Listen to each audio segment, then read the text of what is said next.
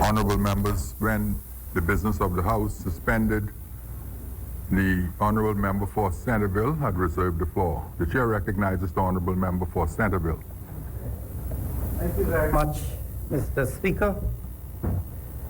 Today I stand on behalf of the people of the beautiful constituency of Centerville to make our contribution to the Fiscal Responsibility Bill of 2018. Like with other bills, I hope that this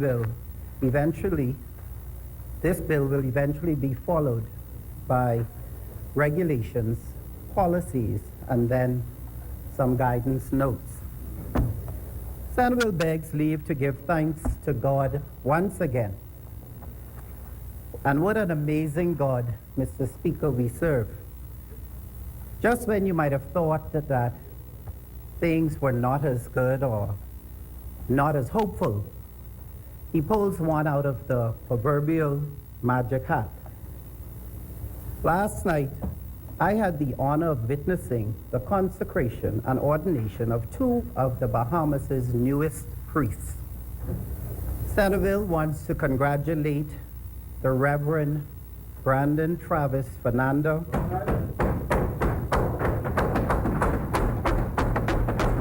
and we also want to congratulate the Reverend Eric A. Miller on becoming the newest members to the priesthood in our country. In front of a packed congregation, these two young men, I repeat, young men, not 30 years old even, devoted themselves and their lives to serving the one true living God. So proud of Eric, Reverend Eric, as I would have watched him grow up in St. Agnes Church. It always amazed me how this young fella knew all the words to all of the hymns and sang them with such passion. And to Father Fernando, we look forward to both of your first sermons as priests. So on behalf of Christians, Anglicans, the people of the Bahamas, we salute you and we salute your commitment. We also want to thank our team who are conducting family enrichment seminars in the Centerville constituency at East Street Gospel Chapel, Transfiguration Baptist Church, as well as Unity Fellowship International in Hospital Lane. We wish you all the best as you endeavor to make our families and communities all that they can be. Just stay focused on the big picture. Your work is not about politics, but about God and doing the things necessary to ensure things are done to His honor and glory. I remember some years ago, Mr. Speaker, when politics would have denied me a share in the ownership of the Bahamas International Securities Exchange. I went to see the then Minister of Finance and began the discussion speaking to our financial culture. The then Minister of Finance would have said to me, what does culture have to do with finance? Needless to say, I was very, very disappointed. Mr. Speaker, our financial culture is how we are as a people with our finances. How do we think when it comes to financial affairs? Do we budget? Do we overspend? Are we so consumed that we get a loan for everything? Are we living above our means? Are we a people driven by debt and expenditure rather than by revenue and savings? Are we driven by ownership, Mr. Speaker, or are we driven by borrowing? Do we have a retirement class, Mr. Speaker? That group of retired people that are enjoying the beauty of our country while offering their time and service to motivate and inspire the next generation of Bahamians. I put it to the House that we do not. Depending on who you speak to, fiscal responsibility have different meanings. Liberals are of the view that national debt and deficit should be reduced, And this, they believe, can be achieved by extra taxes on the wealthy, the rich. Conservatives, on the other hand, says reduced debt can be achieved by a balanced budget. Cut government spending, less legislation, and let's stimulate economic growth. I challenge the politicians here to use this bill to reshape and transform our financial culture. Don't just make laws and policies, but let's follow them. Our financial culture, Mr. Speaker, has forced us to be overly dependent on politicians and has pushed us, our nation, on that fine line many call corruption. And yes, Mr. Speaker, it is a fine line. Kelani speaks about corruption all the time. And I will forever challenge Kelani and this House to tell me where that line begins and where does it end. You see, Mr. Speaker, the very essence of this bill, yes, speaks to fiscal responsibility. But what happens when we are fiscally irresponsible? What happens when the laws and the rules are not even followed, even here in the House of Assembly? You would have asked for rules to yourself, a rules committee yourself, Mr. Speaker. And we are still waiting on a report in order to determine which rule book we should follow. The last rules book presumably approved sometime in 2007, 2008. So we await that report. I always heard, and I have come to believe, that whatever is happening in the House is a reflection of our social and economic growth.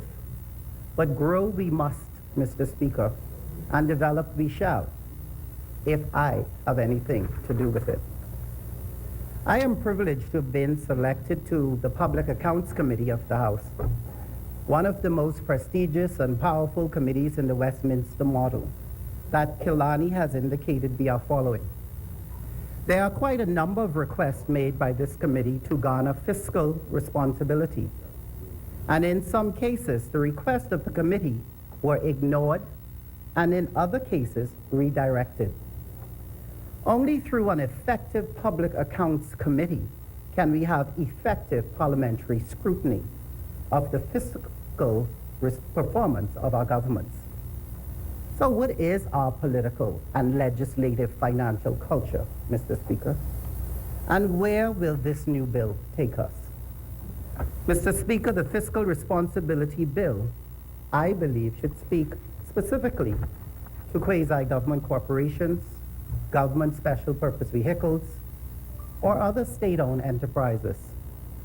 If we're going to bring laws of moral capacity, such as acts of responsibility, they must be accompanied by policies and guidance notes that taps into all frameworks of revenue, expenditure, assets, and debt and/or liabilities. Mr. Speaker, the government would have tabled some annual reports over the past few months. What surprised me most are the dates on these reports, and apparently this is common practice. So how do you prepare a budget if you are still waiting on information from 2013? How do you decide to tax your citizens and you are still waiting on 2014 reports? How does any government package the dreams of our children with limited information and limited accountability?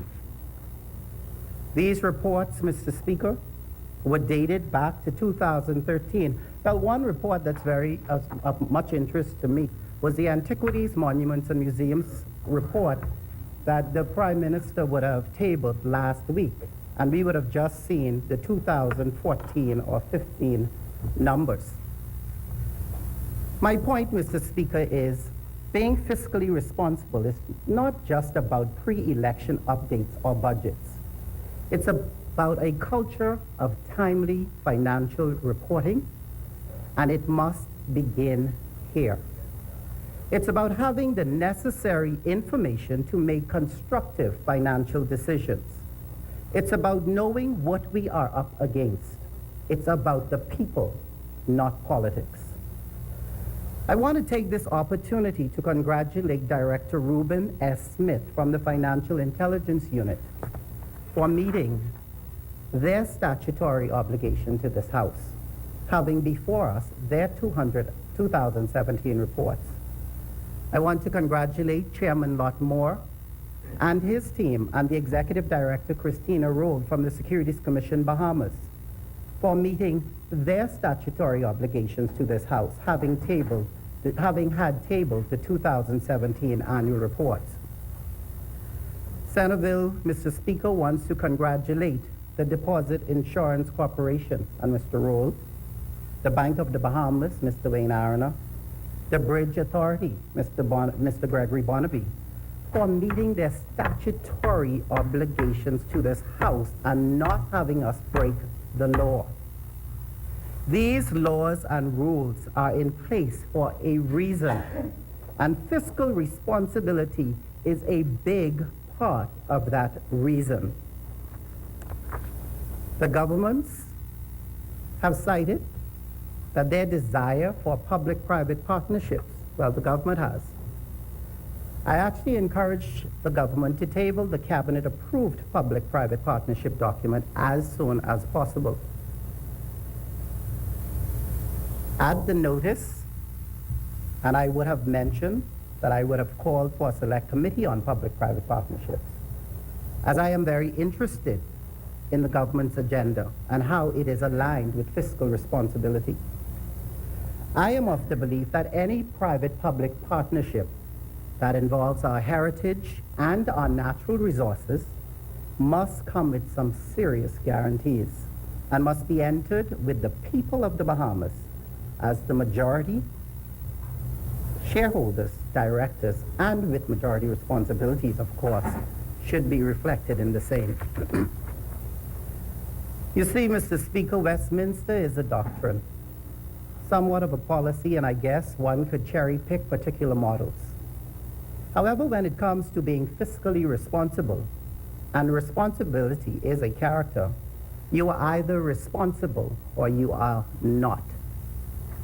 Fiscal responsibility and the management of public finances and their resources should not only speak to expenditure or deficit spending, but should also speak to our fiscal responsibility with regards revenue.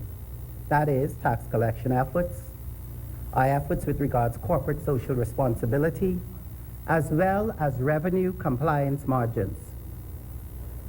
It is evident that we need this legislation when you see revenue line items for royalties of aragonite mining at $40,000 a year, or royalty from the sale of sand at $75,000 a year, or royalties from the sale of land at only $1.2 million a year, and rental from our seabeds at just $3.2 million per year.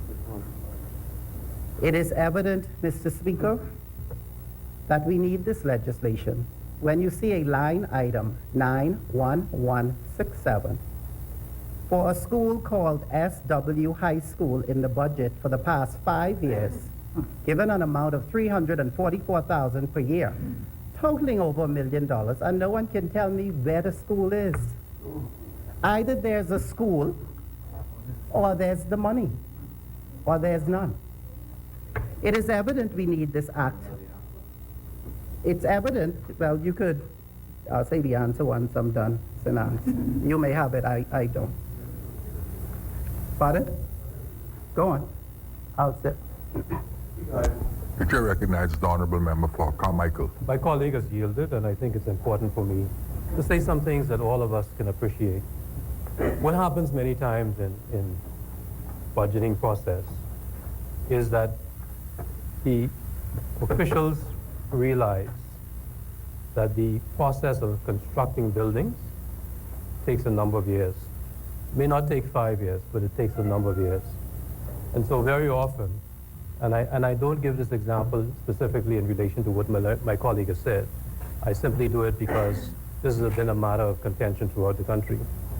What often happens is that money is put in for the design phase of a building or structure. And so there may be several years you may see money in a budget, especially the Ministry of Works, and you may not see a structure coming up for years. because that money may relate to the hiring of consultants who are involved in the designing, the engineers, et cetera. I make no excuse for this item specifically. But I think it's important because in any number of instances I've been asked questions. So for example, my colleagues would ask me about figures that appear in the budget with respect to any number of structures. And those structures you may not see those structures for years. But it means that engineers, architects are working on designing the projects. So that's where you would often see it, Mr. Speaker. But I make no specific reference to what my colleague is speaking about. I just want to be able to be of assistance to this Parliament. Thank you, Honourable Member. Okay, thank you very much, Minister. So it is evident that we do need this type of legislation. It is evident we need this type of legislation when there's a budget for repairs and maintenance of government rental units, like in Centerville, and they all still look the same for the past 5 or so years. I do not want anyone in this Parliament or in the Bahamas to believe that I would not have addressed these concerns with respective ministries, departments, or ministers. It's only proper protocol, Mr. Speaker, and it's the right thing to do. We are following Westminster, remember?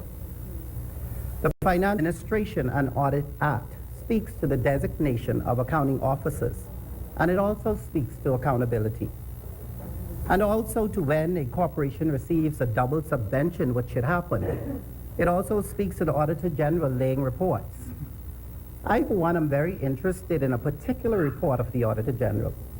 And if we are now just getting reports from the Auditor General Office from 2012 and 2015, I do believe that there is an issue for me as a sitting member of Parliament with a legislative responsibility with regards to relevance.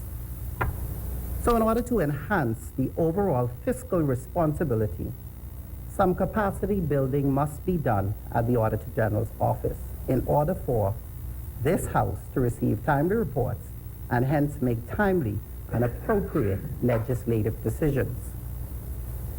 Centerville would have spoken prior to the designation of accounting officers. And who are accounting officers with regards to ministries and departments?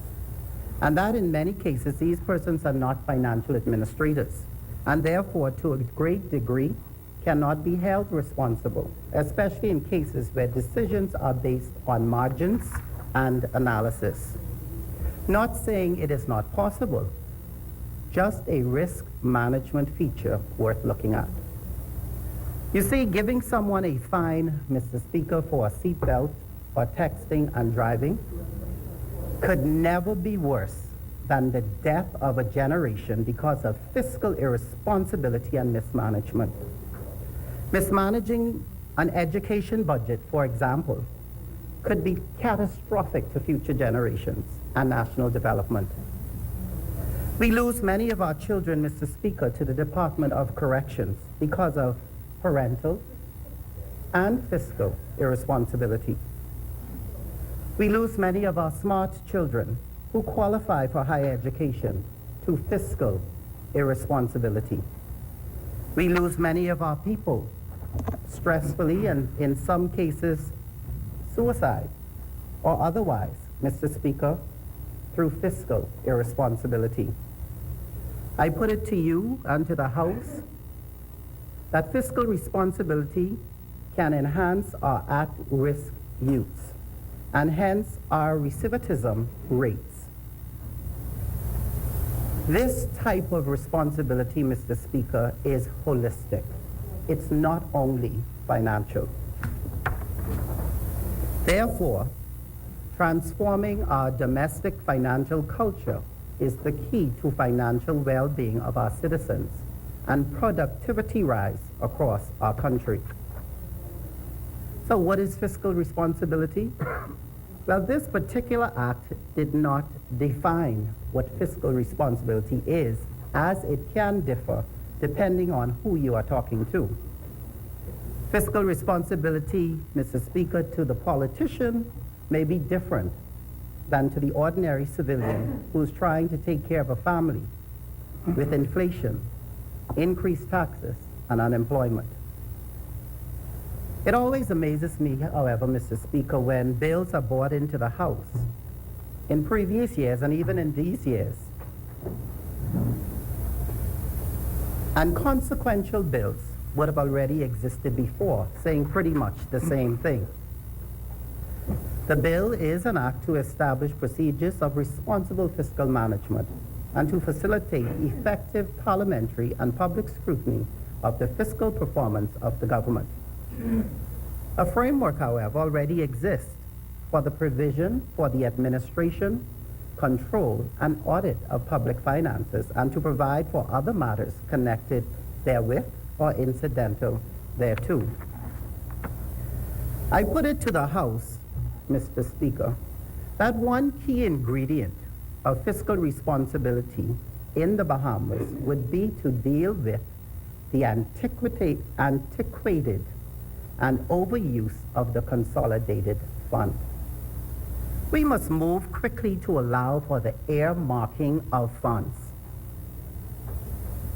so as not to allow a system of politics to influence the misdirection of funds or to allow politicians to change the original stated goal of the identified funds unless critically or absolutely necessary. We cannot speak to debt management or deficit controls without speaking to the obligations with regards to our people, whether it's in monies owed to them. I don't know, to some degree I believe the government still owes me some money. With regards to the people, whether it's monies owed to them regarding severance or for services rendered, whether it's in special purpose vehicles or whether it's in contingencies, they must be identified and addressed. This bill, Mr. Speaker, is necessary as we prepare for accession to WTO. This bill is important as we prepare for local government. Fiscal financial management and fiscal reporting timeliness must be the order of the day. As we negotiate and convene, let's look to a future of ownership. Others must know that we intend to own our export industry, that we intend to own our economy, and that we intend to ensure that the buck stops here with us, Bahamians. Yes, sir. In 2012, the IMF would have conducted a financial services assessment, and one of their key concerns was the fiscal responsibility legislation. They intend to conduct another exercise of the FSAP in 2019. Hopefully by then, this act would have been passed with full, not partial, implementation. In conclusion, Mr. Speaker, we support any legislation requiring fiscal responsibility. However, we must follow our existing laws and statutory requirements in order to save the Bahamas for the next generation and for this law itself to meet its full potential. Thank you very much, Mr. Speaker.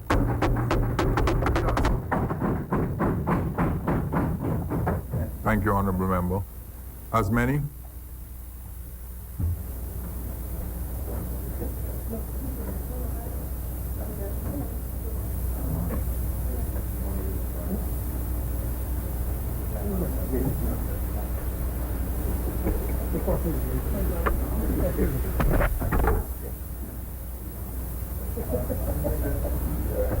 The chair recognizes the Honourable Member for Pine Ridge.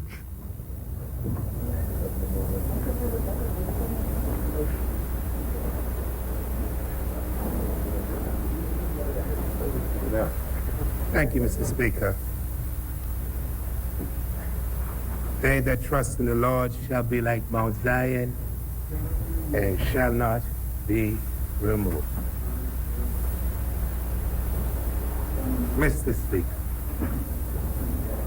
as usual, let me first of all give thanks to Almighty God for this opportunity to stand erect in this hollow place on behalf of the good and gracious people of Pine Ridge. Let me say that this bill that has been laid on the table by our government is indeed timely and commendable, especially as the residue of the budget debate still lingers in the Bahamian atmosphere. In a global setting where people demand more of their government and those in authority, the words to which we have campaigned on have become the order of the day. Mr. Speaker, lest we have forgotten, this is not Sesame Street, but our words for today are accountability, transparency, and integrity. These three words were argued and embedded in the minds of the Bahamian people during the campaign. We suggested this would be our mantra if given the opportunity to govern, and those opposite perceived detriment due to the lack thereof. Contrary to what the political pundits and national spin doctors would have us to believe, Bahamians are a people who do not forget and remember more than we often give them credit for.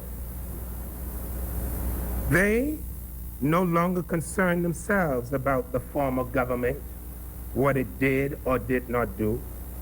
As far as Bahamians are concerned, they have rewarded them for their performance when last in office. Mr. Speaker, 1 year and 4 months later, Bahamians want to be assured that the words that came out of our mouth as related to what we will do if given the opportunity to be in the position we are now in, they want the action from those words that were spoken and no longer repetition of those spoken words. Mr. Speaker, this piece of legislation, if I say so myself, just opens the door for another budget debate, or gives us now another opportunity to say some things that we now know that we didn't know then. Again, I want to say that this piece of legislation is timely, speaking to fiscal responsibility. When we're talking about fiscal responsibility, it ought not to be done without consultation, deliberation, consideration, examination, or communication with those whose money you have been entrusted with. No government should spend people's money or seek ways to impose taxes to generate money from their people without some form of public analysis and dialogue. It's called, as Senator said, fiscal responsibility. Mr. Speaker, it is unfortunate that our government made the decision to increase VAT taxes as high as 60%, even though we oppose the implementation of this tax in opposition. It has been said that we did what we had to do. And now that we did what we've done, we now find it convenient to consult folks after the fact. Why are we now trying to explain what we've already decided? Would it not have been better if we had explained before we decided and persuaded people rather than demanded of them? It's called fiscal responsibility. Mr. Speaker, since we've been on this Westminster run and we seem so adamant about following this structure, with preciseness. It has been said, and I don't know if it's true or not, and I hope it's not, but it has been said, and I don't know it to be true.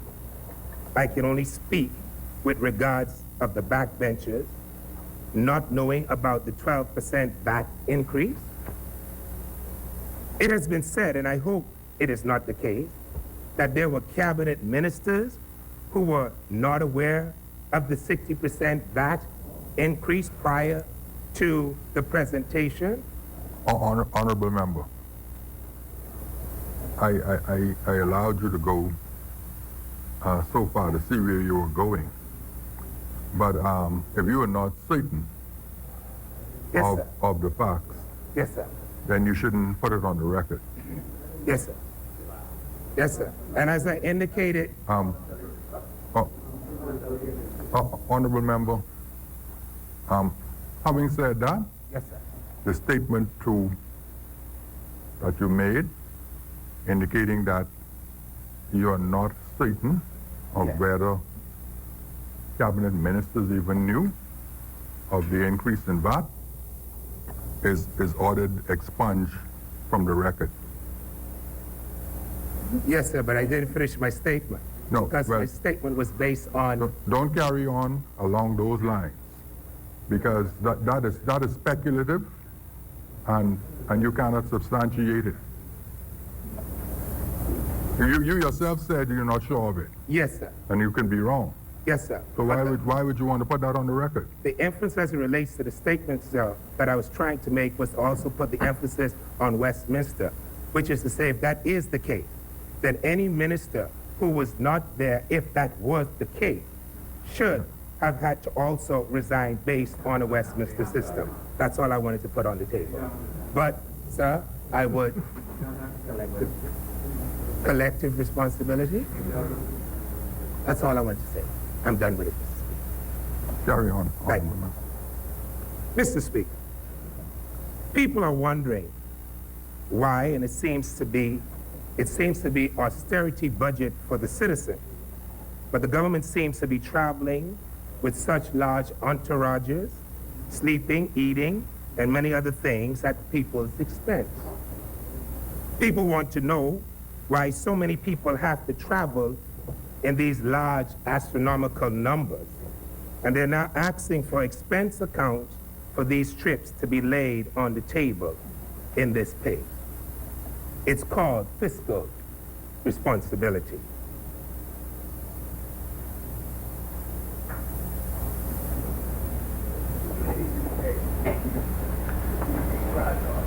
Mr. Speaker, it is a legitimate question because we have said as a government things are fiscally bad, and our financial pattern ought to line up with what we say. It's called fiscal responsibility. Mr. Speaker, there are far yet too many persons who have not received their pension funding since retirement. Many persons are still unpaid for jobs done on behalf and for the government. Many have lost their contracts to include supporters from the government. They're still outstanding when it comes to nurses, doctors, teachers, and other civil servants. And Grand Bahama people are still finding it difficult to receive social service assistance in a timely manner. Based on the government's presentation to us of this financial quagmire, the Bahamas expect financial prudence in all areas and not just some. It's called fiscal responsibility. Mr. Speaker, this piece of legislation is a step in the right direction, but persons in the financial field and industry wants to know, is this just legislation being enacted, or will it have teeth? I think that same question was posed by Exuma and Long Island. And what consequences will be enacted on the government for the lack thereof of fulfilling its fiscal responsibility? People want to know. It's called fiscal responsibility. Mr. Speaker, when a country spends more money than it takes in from taxes, fees, and other sources of revenue, it creates what is called a deficit. The Bahamas have been running an annual deficit or engaged in deficit spending for decades, all in order to meet the country's recurrent expenditures and other commitments on an annual basis. This government, as well as successive governments, have had to borrow money, which in turn has caused the country's national debt to increase to an unacceptable and dangerous level. It's called fiscal responsibility. Mr. Speaker, the government is proposing to pass a fiscal responsibility bill which include inter alia fiscal rules. This is being done in order to reduce the national debt, curb the country's runaway spending, and balance the budget annually, seeking to put the country on a stable macroeconomic footing moving ahead. The objective of this bill is also to make the government more accountable to the Bahamian people while making transactions where taxpayers' funds are utilized more transparent. It's called fiscal responsibility. Based on my comprehension, the general purpose of fiscal rules is to place restrictions or limitation on the level of this country's debt, expenditure, and revenue. The government has established these rules, either individually or collectively, to balance the country's annual budget. I guess you would call this the budget balance rule. In other words, these rules are being codified in law by a government to ensure that a country does not spend more than it takes in. It is for this reason that the first schedule of the Fiscal Responsibility Bill 2018 contains the debt rule, extended expenditure rule, and the budget balance rule. It's called fiscal responsibility. Mr. Speaker, as drafted, there are no real or substantive penalties for persons or entities that breach the fiscal responsibility principle or objectives. It would appear that all breaches are to be referred to the Public Accounts Committee for further investigation.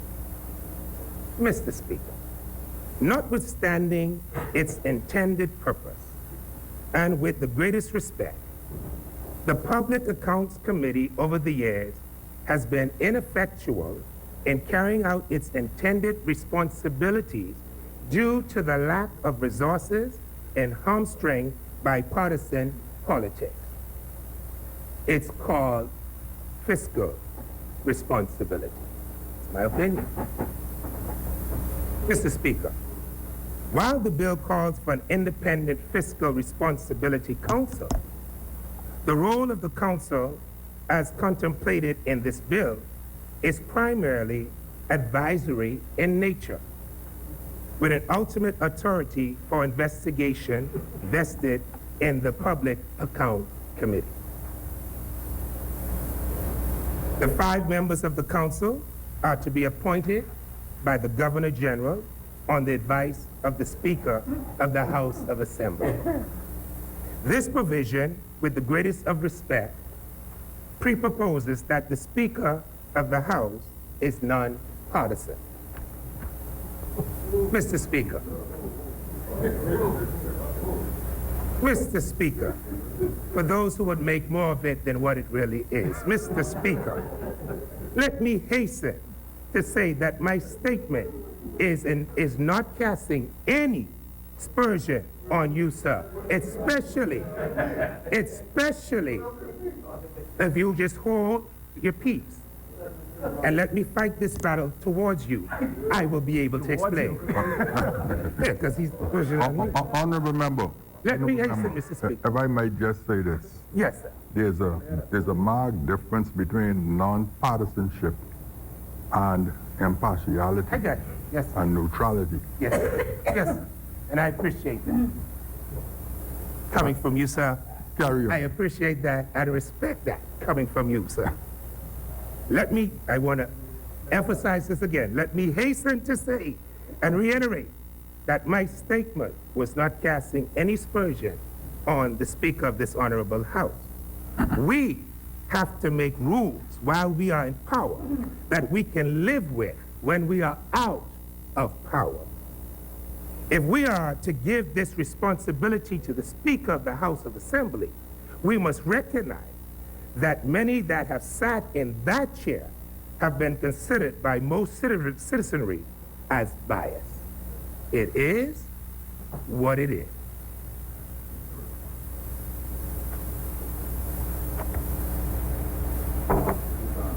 But you brought the Speaker by virtue into this fiscal responsibility by wanting to choose to give him that authority.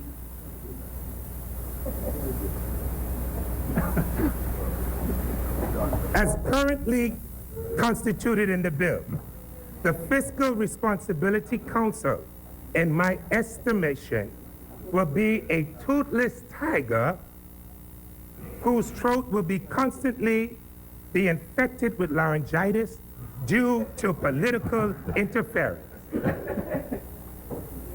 It's called fiscal responsibility. Mr. Speaker, I'd like to propose a recommendation instead of a council. The government should perhaps consider what I would refer to as a fiscal responsibility commission. I propose this commission should be established as a corporate body with perpetual succession and a common seal. This commission should have the ability to sue and be sued in its corporate name. Responsibilities, powers, and functions of the commission would include inter alia. I hope I'm pronouncing it right for the lawyers. I believe it's the Latin terminology in law which means among other things. Mr. Speaker, the commission, in my view, should have the power to compel any person or government institution to disclose information relating to public revenue and expenditures. 2, cause an investigation into whether any person has violated any provision of the Act.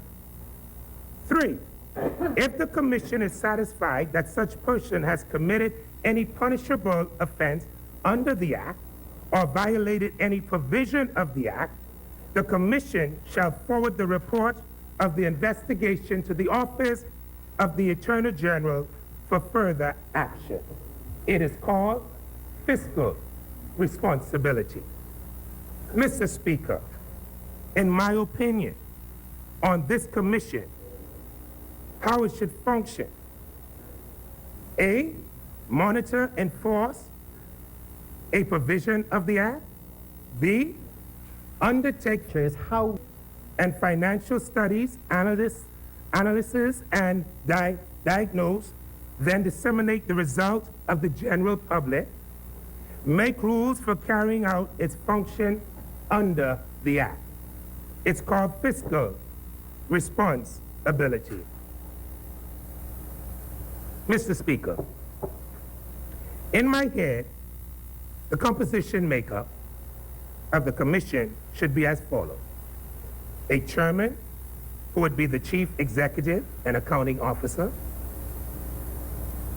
1 member representing each of the ensuing groups: the organized private sector, civil society engaged in causes related to probity, transparency, and good governance, organized labor, representative, a senior level from the Ministry of Finance. Mr. Speaker, all members of the Commission should be persons of proven integrity and must possess appropriate qualification with not less than 10 years of cognate post-qualification experience. The tenure commissioner should be 5 years and should be staggered as between the individual commissioners. That means that the commissioner just don't discard him after 5 years, but you should allow him to sit on the commission so as to make sure someone knows what's been going on so that you don't have to start again every 5 years. Mr. Speaker, the perennial issue that has suffocated the promise of new legislation and the passage of new laws without the accompany of regulations. We've heard it in here today as well. We make these laws, bring them to the House, and then we don't bring the regulation to accompany. I spoke to this during the debate. I spoke about this during debate. Regulations that would man this piece of legislation. The government should, therefore, present the companion regulation to this bill at its early opportunity as to avoid any pitfall. Mr. Speaker, while fiscal rules have proven over time to be effective in indoctrinating fiscal discipline in governments of development as well as underdeveloped countries, especially if such rules are accompanied by truly independent oversight, such as commissions recommended by me, there is a downside as well. During downturns in countries' economic activities or economic shocks caused by unplanned events such as hurricanes, terrorism, or any other natural catastrophic disaster. These rules need to be sufficiently flexible to allow the government to make adjustments so as to not exacerbate economic fallouts which may result. This was my concern in the budget debate. It's called fiscal responsibility. Mr. Speaker, the government of the Bahamas have chosen to establish fiscal rules during a time when the country is only beginning to creep out of a projected recession in conjunction with arguably a lethal increase in value-added taxes. While the enactment of such rules gives some comfort that the additional funds derived from the increase from VAT will be primarily applied to the debt reduction as promised, there's very little wiggle room should the country be confronted by shock resulting from unanticipated events. Mr. Speaker, something that needs to be considered resulting from funds collected from VAT. Persons would like to know that there is a separate account receiving the VAT monies, then being placed into the consolidated funding, so that we can have a more accurate accounting on the receipts of these funds. Then we won't have this query being asked to government yearly, because they're now asking the government the same question: where the VAT money gone? The implementation of Fiscal Responsibility Act needs to be supported by government agencies and human capital, which provides accurate, relevant, and timely data using reliable IT systems with sound internal control.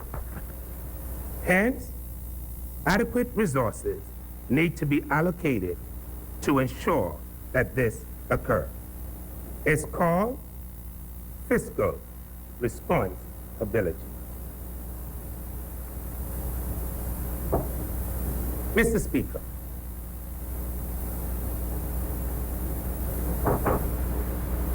since this bill has been laid on the table, we've had other developments that inquiring minds like myself would like to know. How's the government reversal? How is the government reversal on the real property tax? Mr. Speaker, question that's very important, inquiring minds like myself and the public would like to know, and perhaps maybe the Minister of Finance will be able to answer this during his wrap-up.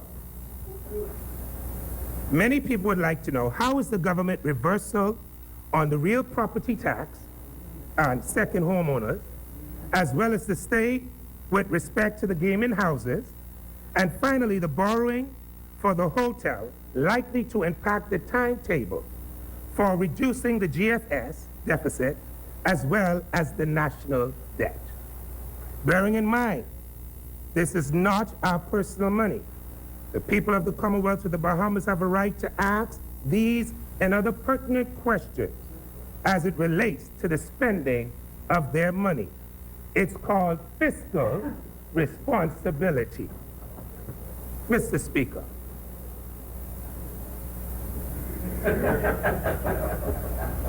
Mr. Speaker, I'm about to take my seat, but I need to say this from the bottom of my heart, and I hope it's taken in the right content, but it needs to be said after standing in this position on several occasions.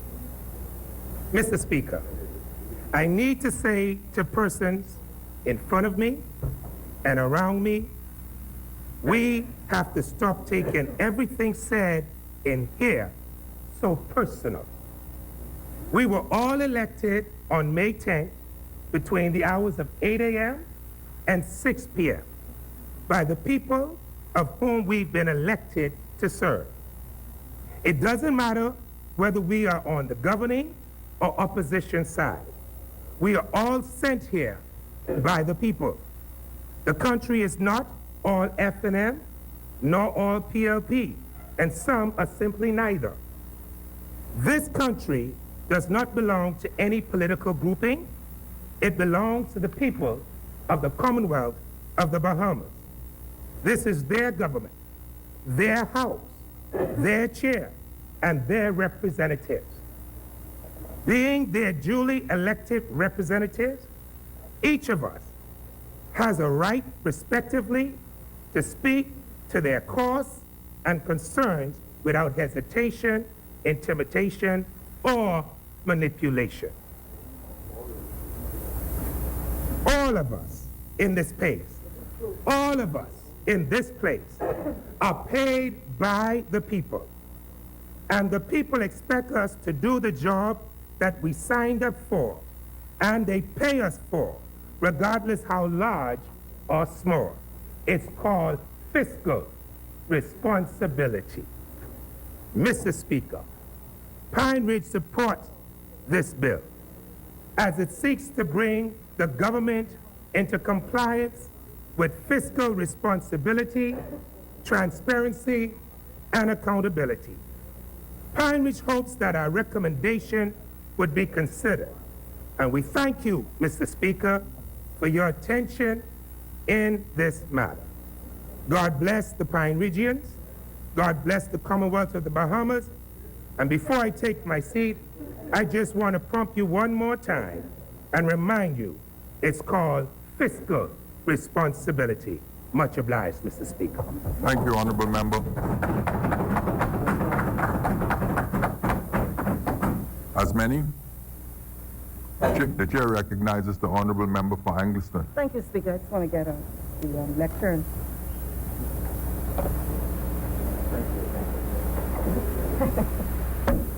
Thank you.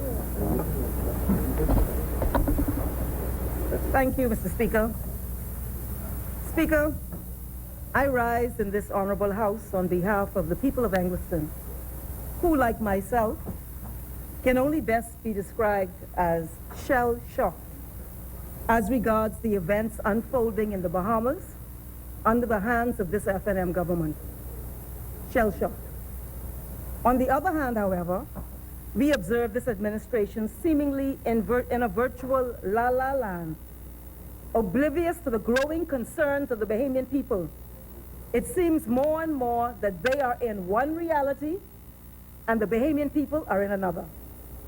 We saw it here again today with the posturing and the lofty proclamations of the member for East Grand Bahama.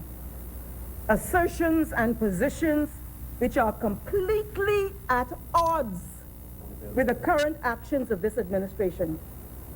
Here we are today, sitting in this House, hearing all the buzzwords, and the member for Pine Ridge just went over them, but I want to reiterate them too.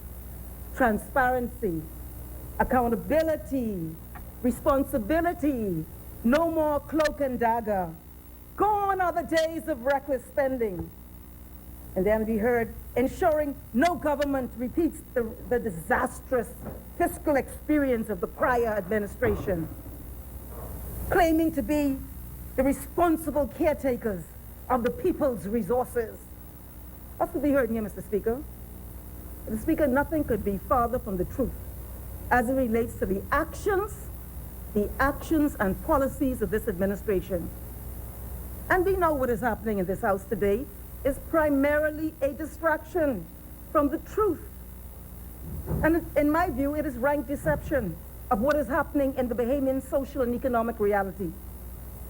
We know that this bill cannot be being introduced, as is being claimed, as a commitment, as was claimed, because that commitment has not been demonstrated to this moment. And so it is therefore, in my view, this bill can only be a distraction. Can any of us remember, for example, that just last week, now just a few days ago, not even a week, or it might be a week, just last week, a few days ago, this House debated a resolution for a government guarantee of $35 million on what was supposed to be the final portion towards a $65 million purchase price for the acquisition of the Grand Lucayan Hotel property in Freeport, Grand Bahama. An acquisition which, by the way, was not foreshadowed in the last budget exercise, not taken into account in all the fiscal projections, which said projections and proclamations, no doubt, will have by now all fallen by the wayside. So you know where we are right now, despite what we heard in here today. We now know that the $35 million amount of the resolution that we came in here to debate, that's what we were told, is by no means what will be the actual and ultimate cost of purchasing this hotel. The calculations are being made, and new things seem to be popping up along the way. And we are now being told that the cost may in fact be as much as $120 million, according to the Minister of Finance.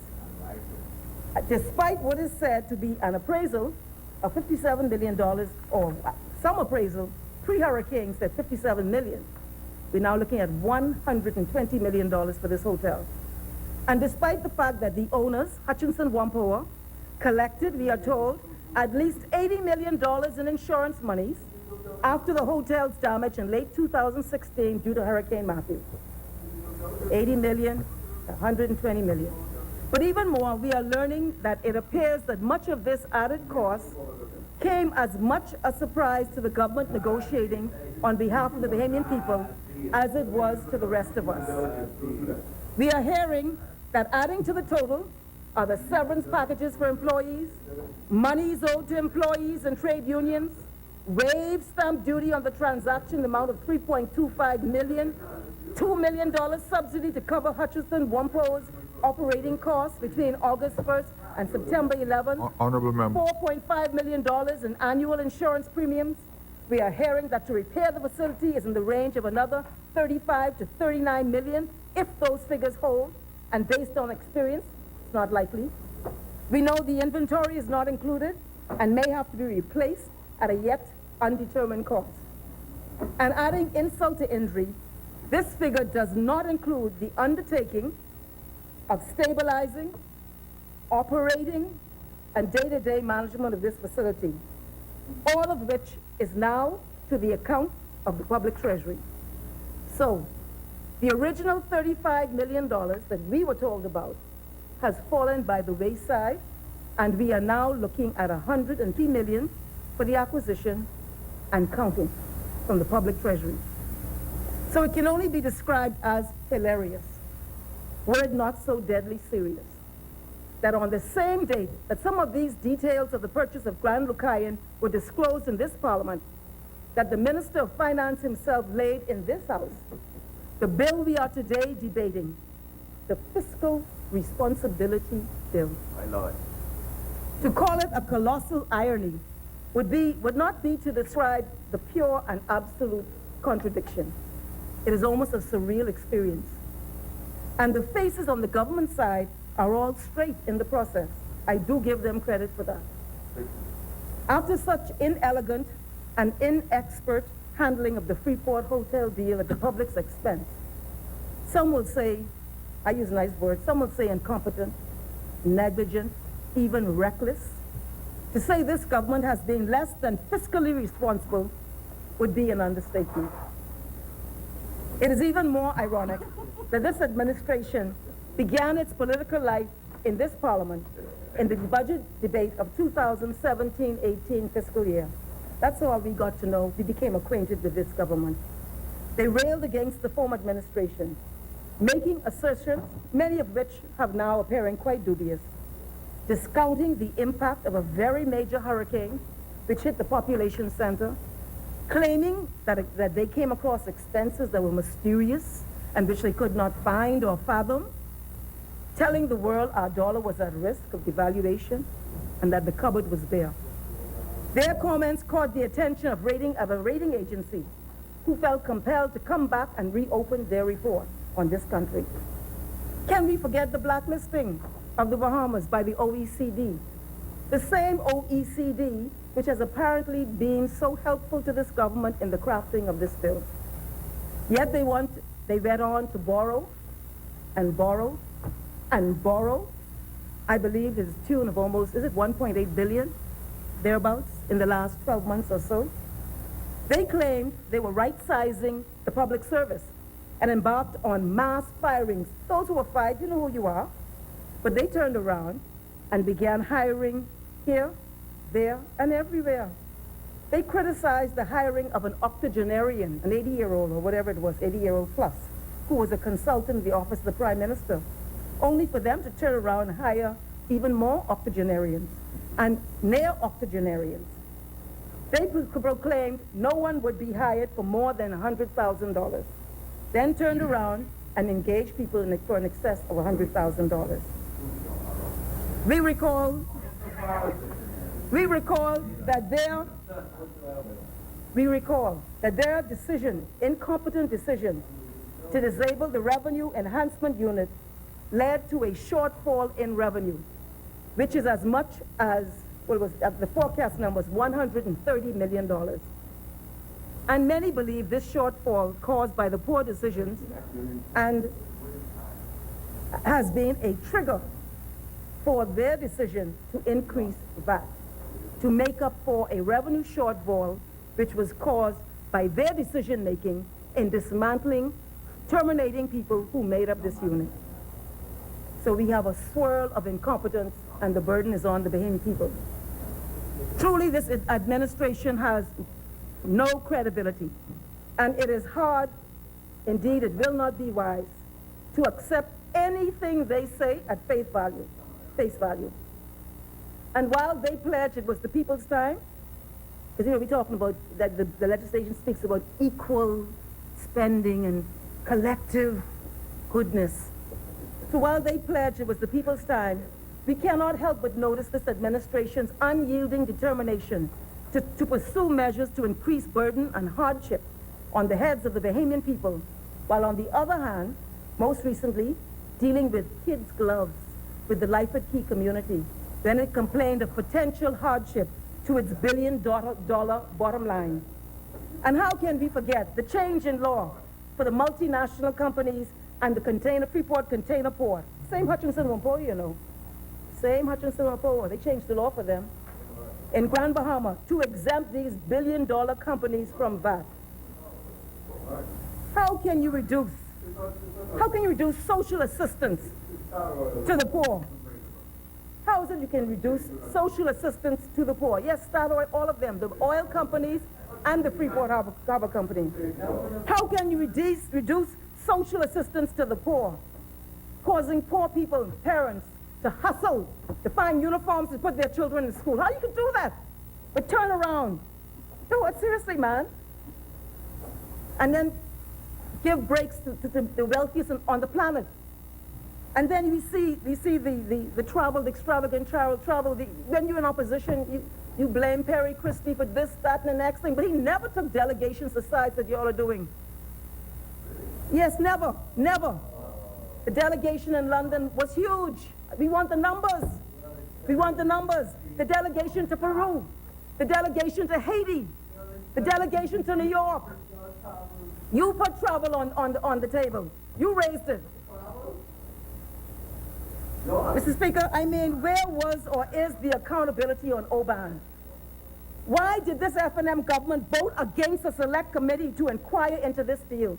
You transparent, you spent a whole hour telling us how transparent you are. But why did you vote against a select committee to inquire into this deal? An accepted facility of Parliament to probe matters for the elucidation of elected members and the Bahamian people, and in the advancement of democratic processes. It would have brought transparency to a very concerned Bahamian people as to the bizarre surroundings and substance of that deal. But this transparent F&M government instead opted for an in-house inquiry. So they claim. And we have yet to hear that report to the Bahamian people. We just found out in the last few days that the government is still making payments to someone who, according to matters now before the courts, is an alleged participant in a criminal act. But the Attorney General is calling him a whistleblower. A new definition for that term, it seems. Honorable member,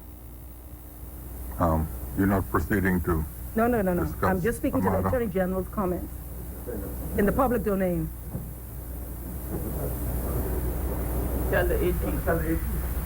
This individual is still being paid by the Bahamas government substantial sums.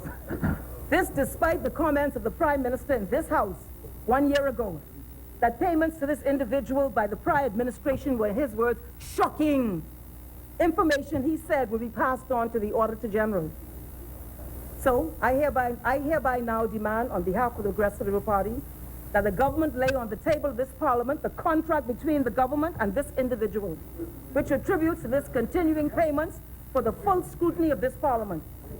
Because at this point, many unsavory questions are being raised about what is actually going on in this country.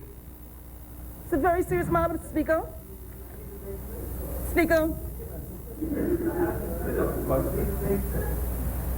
And Mr. Speaker, where is the accountability? Where's the accountability of the Bahamas Power and Light Company? With the firing of the entire board just a few days ago. Several members of that former board made a claim. They said it was the interference that undermined the functionality of the board, and in particular the leadership of the chair. Certain factions within the board were thereby emboldened and allowed to run amok in the company and willfully ignore the checks and balances which are typically in place for public interest entities. Without the interferences, not only would resolutions to differences have been achieved, but the board would be left to function in accordance with internationally accepted standards of good corporate governance. Where's the Prime Minister's investigation on this? He told us that there was going to be an investigation, but how long would that take? We're still waiting. We want to know the results of a transparent government as to what has happened at BPL. They did say at great length today that they are committed to transparency and accountability. So they should have no objection sharing everything with the Bahamian people. including laying the agreement on the table of this Parliament that is leading to the payments of the so-called whistleblower. And I want to reiterate the concerns expressed by the member for Exuma and Ragged Island. The Public Accounts Committee is a fundamental instrument to assure checks and balances in any democracy and to demand accountability in this Parliament. It's a fundamental constitutional tenet, a cornerstone of our Constitution, accountability to the Parliament. I do so now on behalf of the Angliston people, of the people of Angliston, who are concerned that the perception is emerging that this government is resisting the checks and balances guaranteed in our Constitution, the accountability and transparency of the Public Accounts Committee, which is made up of the majority members of the official opposition. And the member has spoken to the apparent lack of cooperation. The spirit of this legislation before this House seems to minimize the involvement of the Public Accounts Committee. And we are concerned of what appears to be a lack of commitment to strengthen the office of the Auditor General. I think it was promised in the speeches, in the talks, that you'd bring new accountants and this and that, but there's been no evidence of that. So you've not strengthened the office of the Auditor General, and you've not cooperated with the Public Accounts Committee. The government is seeking in this legislation,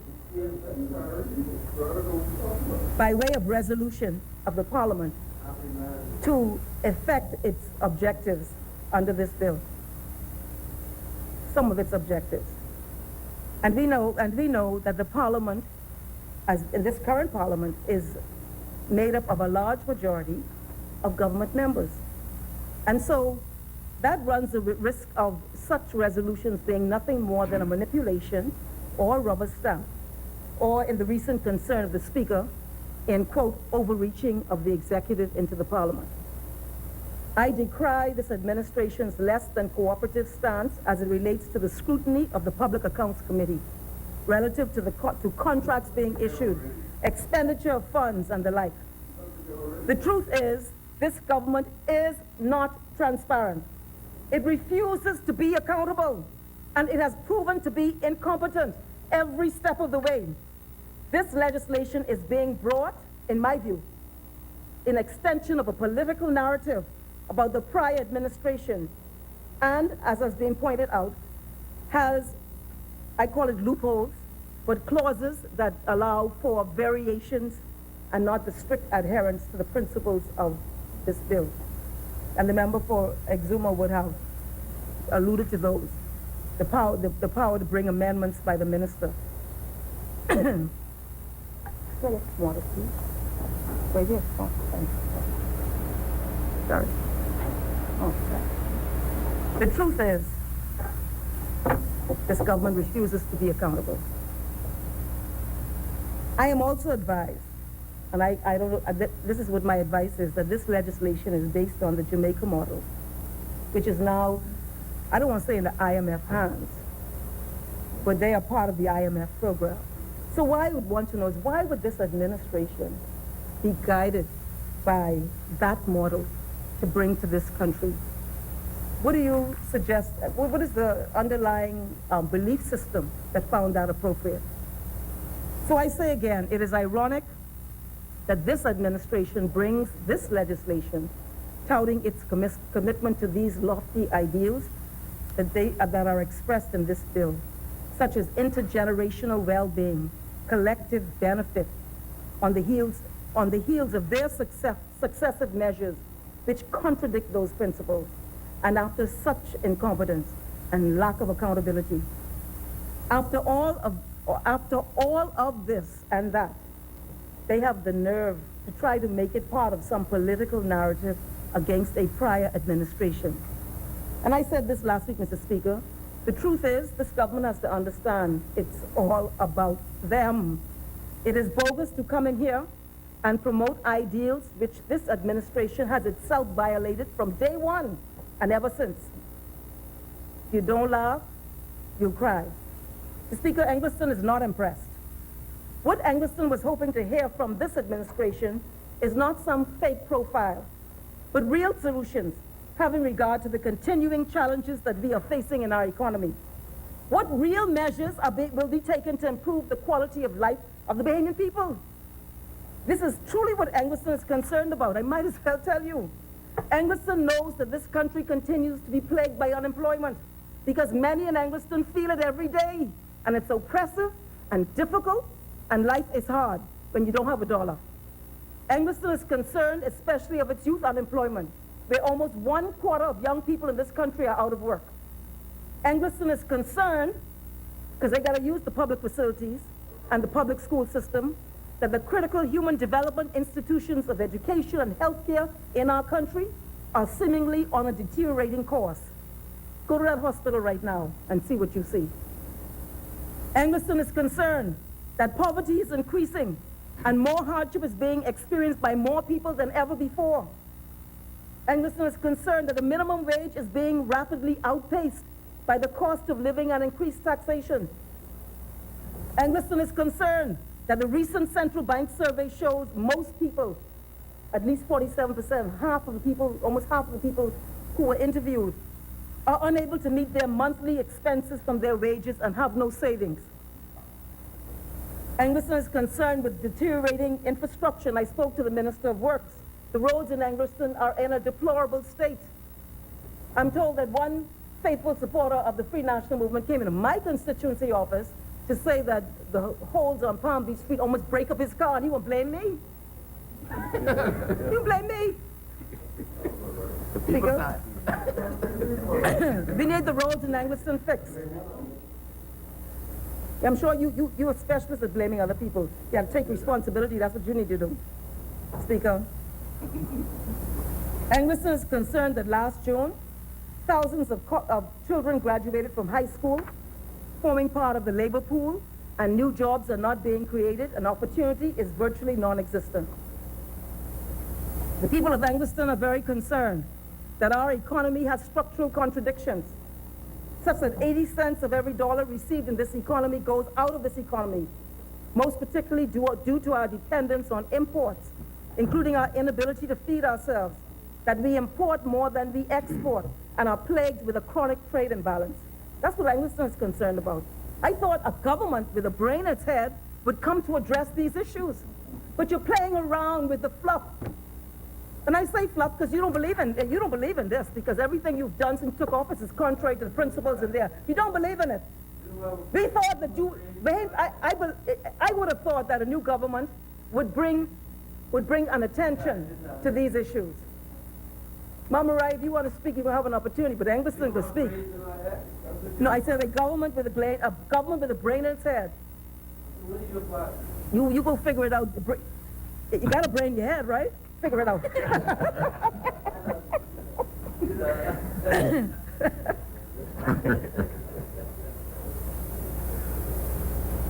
Angleton is concerned that this government has introduced no strategy or implemented no policy, any policy, which will have the effect of growing this economy and creating more opportunities.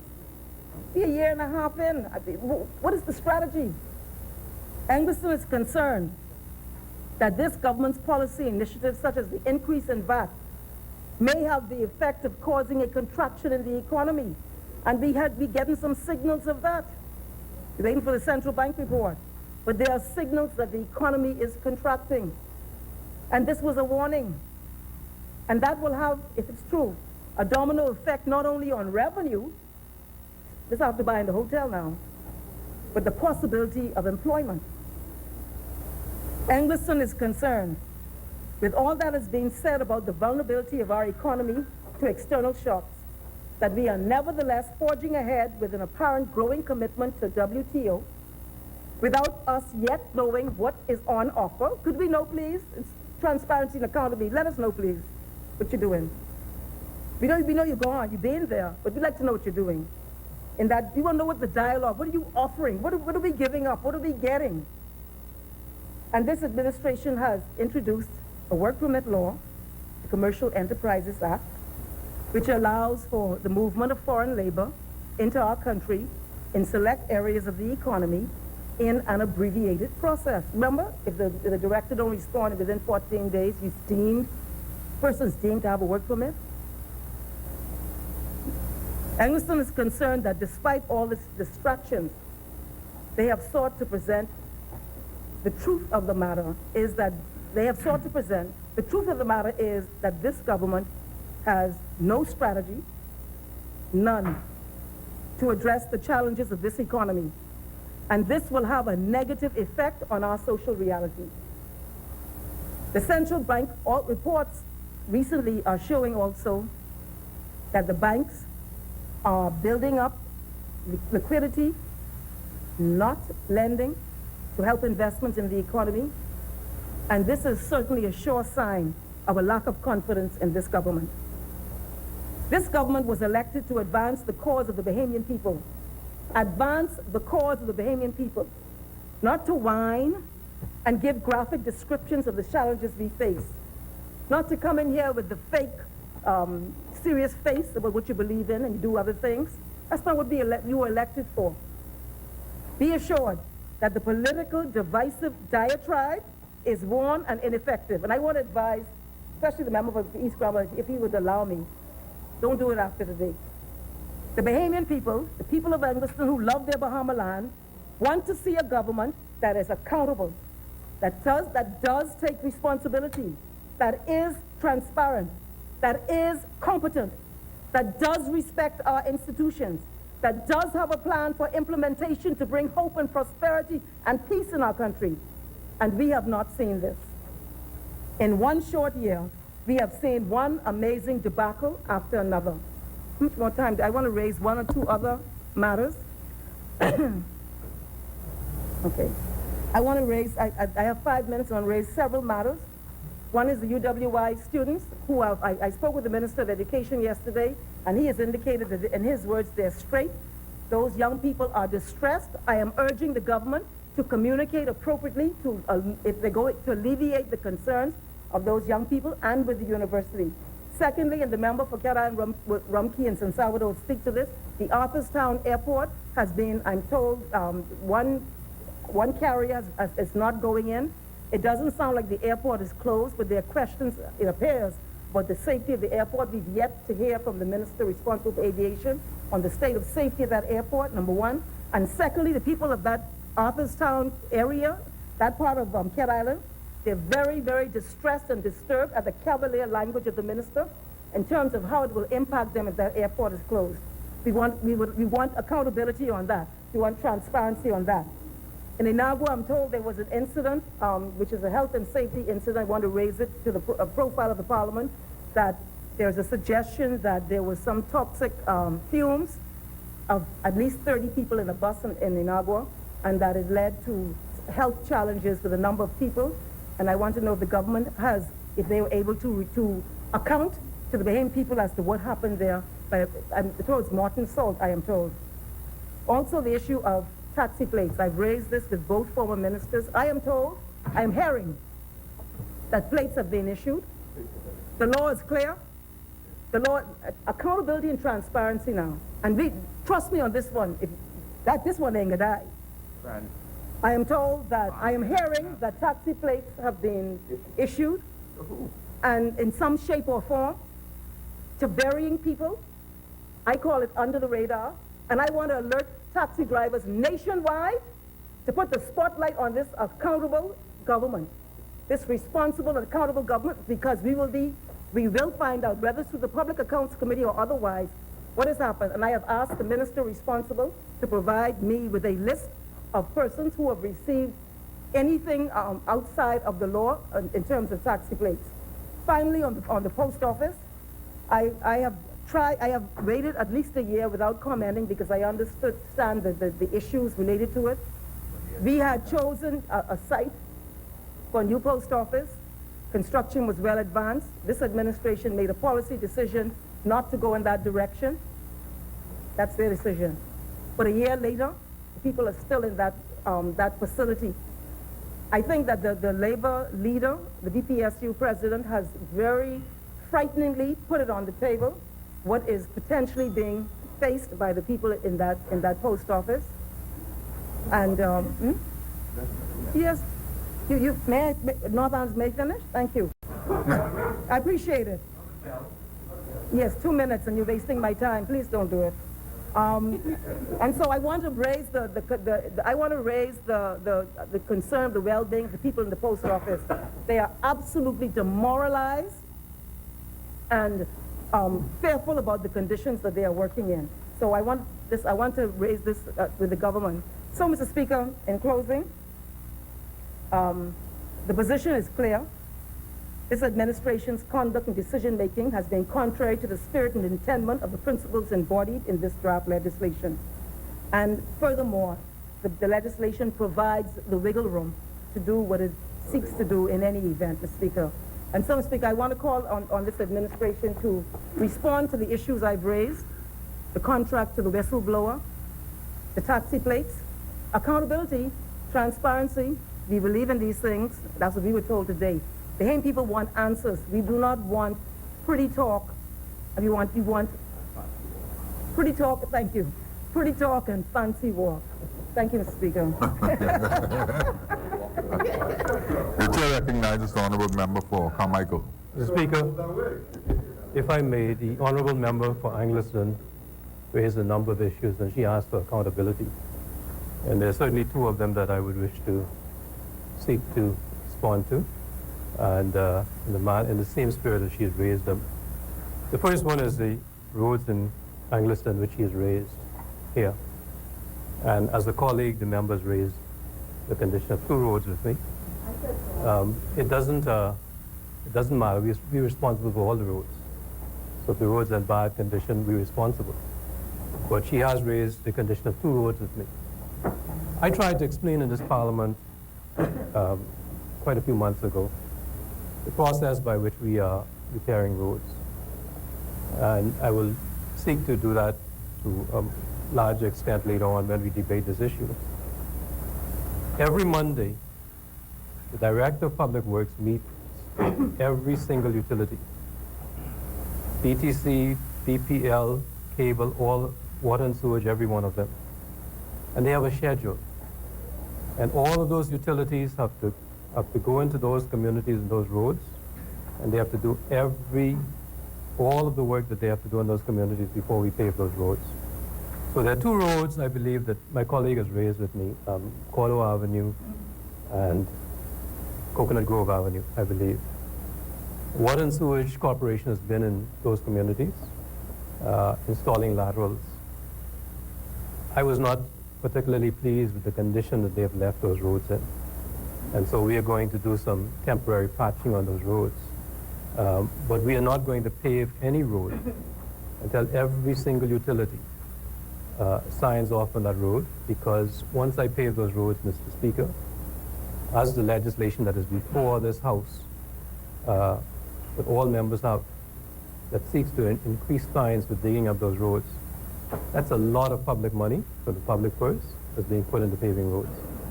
And we want to ensure that if they dig up those roads after we pave them, that they're going to pay. So I hope that that provides an explanation for my colleague for Angliston.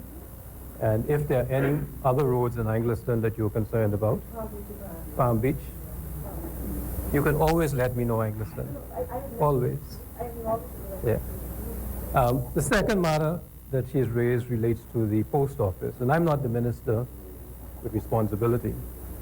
But the minister has announced several months ago the intention to put a post office somewhere else. That project has had certain challenges with respect to our professional teams of the ministry. There is a schedule for how we're going to complete that project. And I don't have any difficulty sharing it with colleagues. It is still in the design phase.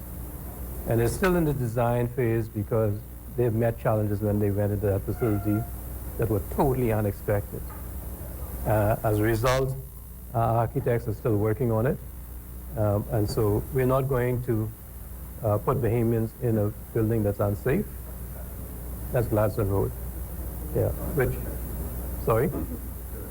Well, you know, in my private life and in this life I take instructions. I'm a creature of instructions. And so until I get other instructions, I have a client ministry. And so we follow our client ministry's advice. There are challenges, there are serious challenges. I don't know if the minister is going to change that, but professionals in the ministry are still designing what they have to do.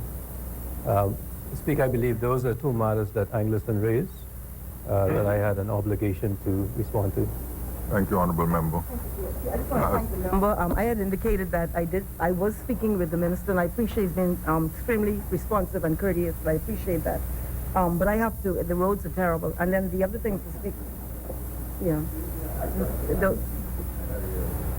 If the member would yield, the honourable member knows. I've given a response of my engineers. She knows that we are doing some temporary measures. She's aware of that. Yes. Yes, and the other thing, Mr. Speaker, I believe that the minister responsible for the post office has indicated that the repairs to that building are cost prohibitive and they will not be going there. And they started from scratch, which is terrifying for those people. This is a crisis, Mr. Speaker. Thank you, Honourable Members. As many? Thank you, Mr. Speaker. The Chair recognizes the Honourable Member for Tall Pines. Thank you, Mr. Speaker. And I want to thank the Minister, while we're talking about roads, I want to thank the Minister in advance for his ministry's response to our calls to him. And I know that his team would work with us in Hampshire Road East, very serious situation there. So I won't need to speak, Mr. Speaker, I won't need the Minister to respond, but I know that his team is working with us in that regard, and the flooding. Yes. Chair recognizes the Honourable Member for Carmichael. Speaker, now you know why my hair is turned white. The Speaker, my colleague has notified me of certain challenges he has in two areas. One is off Hampton Road, where there is some flooding issues and some challenges in the road. The other one I think is called Avocado Subdivision, which is an area that we all are familiar with. The acting director of Public Works is very aware of it, as is the deputy director, and they're seeking to look at it, look at the challenges that your constituents face, and see what can be done to remedy the situation. I think it's important for you to let your constituents know that. Thank you, sir. Thank you, Honourable. I'm obliged, Mr. Minister, and I thank you. Mr. Speaker, honourable members, I rise to support this bill on behalf of the good people of Tall Pines, and I wish to begin by thanking God and the people of Tall Pines for this opportunity to speak in this historic house on this historic bill, Mr. Speaker. Speaker, the proposals of this bill and other members who have spoken before me have gone through the various sections of this bill. I know, Mr. Speaker, there's been lots and lots of deviation from this bill. I would submit, Mr. Speaker, too much deviation from the bill. But I think the minister and his seconder, the member for South Beach, did a wonderful job in taking us through the bill in the various sections. But, Mr. Speaker, I would only wish to expand on and speak more specifically on certain sections that I think are of great importance and needs to be reiterated, especially the continuous talks about and the relevant discussions we've had with regards to teeth to this legislation. Speaker, let me also begin by saying that I'm always pleased, Mr. Speaker, to see the Organization for Responsible Government in this honorable house. We talk about the consultation process with regards to this particular bill and with respect to several other bills. And so, Mr. Speaker, this organization I spoke of, the Organization for Responsible Governance, is one of our local major civic organizations that has reviewed this very important bill.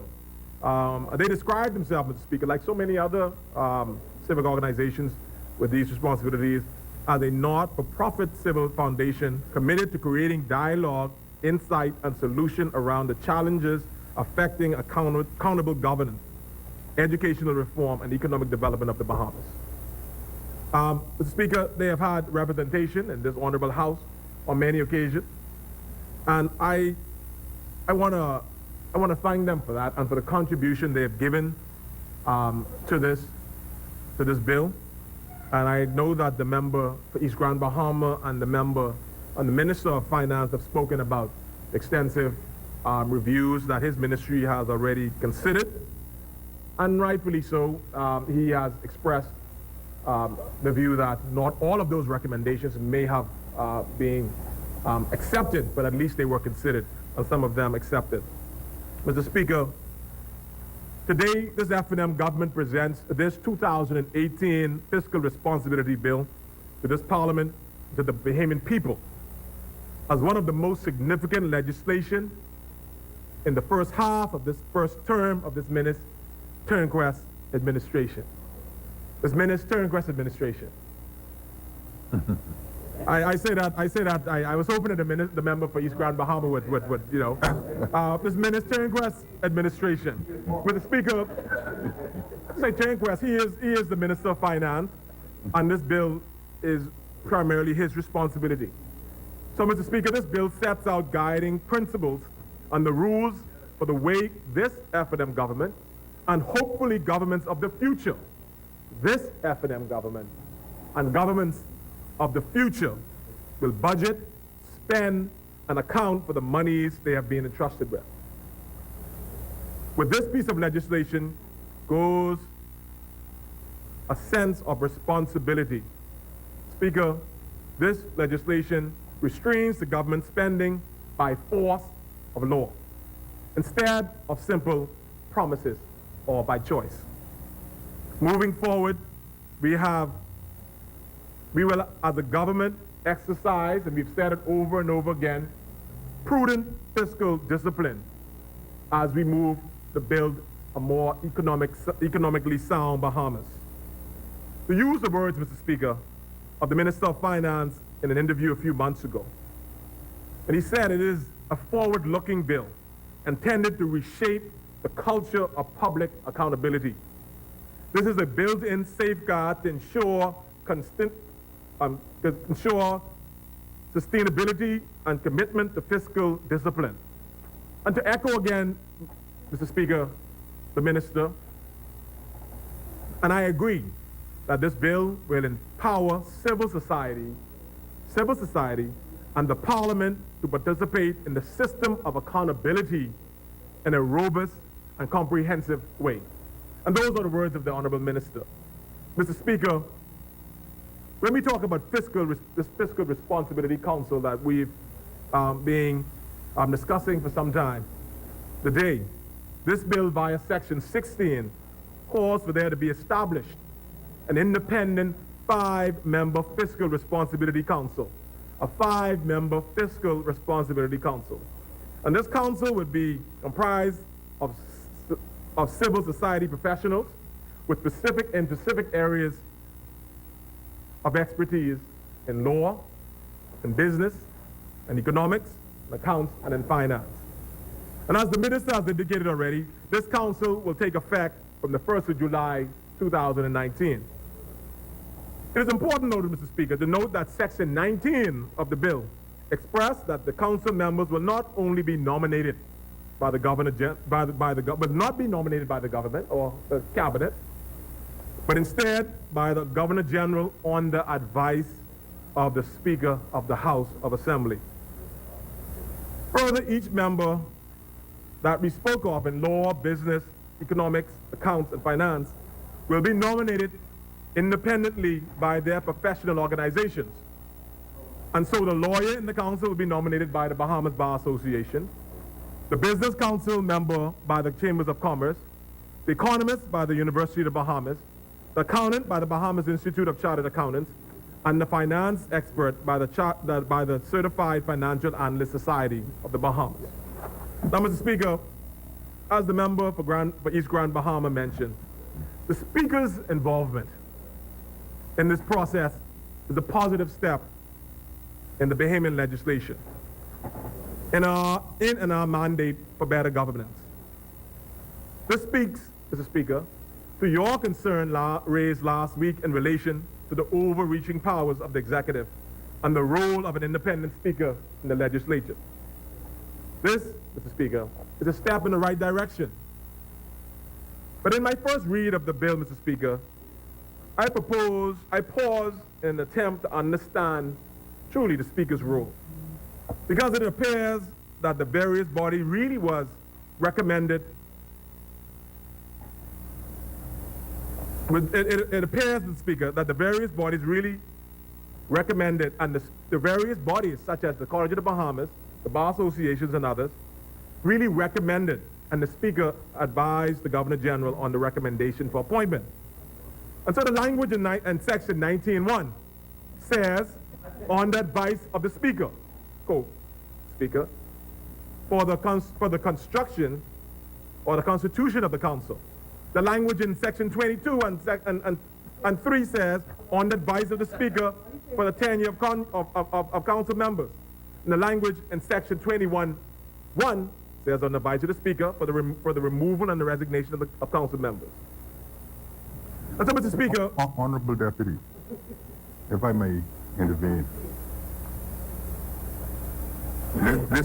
This law may be written in this fashion, but we must always remember that the discretion of the Speaker is unfettered. And I say no more. Mr. Speaker, I'm guided, Mr. Speaker. And if anyone believes and knows that, Mr. Speaker, it's me. But Mr. Speaker, my chief responsibility as a member of Parliament is to, and as I speak to these bills, you have to remember, Speaker, I'm a backbencher.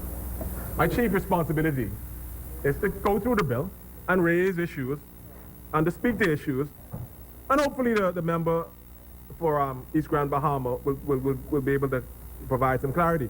And Mr. Speaker, and if you would allow me to carry on, I wasn't necessarily going in a direction that I think the government has to be too concerned about. But I think, Mr. Speaker, as I said, my first read of it, Mr. Speaker, caused me to question what this approach, or what appears to be giving the Speaker some awesome responsibilities. And Mr. Speaker, if you would just allow me, with your leave, to just further explain myself. Yeah. Speaker, Leave granted. I'm obliged. Just hold on. Now, Mr. Speaker, if you say you want to keep the government and the members appointed on the advice of the Speaker, then when you go to section 19.2, because I'm just trying to understand this, Mr. Speaker, I'm always looking out to try and give the Speaker some credit, because I'm going to speak to that later in my speech. But if you look at section 2, it says that then it speaks to appointment of the leader or the chairman of the council. And it says that the Prime Minister, upon consultation with the leader of the opposition, and we always know how that goes, right? That he appoints the chairman.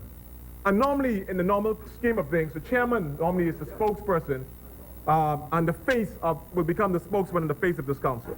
I am merely saying, Mr. Speaker, that if we, and I'm proposing for our consideration, the government's consideration, if we're going to say that this group of people is going to be the teeth of this fiscal regime, then if the Speaker is going to be appointing, then I think the Speaker should also have the responsibility of appointing the chairman.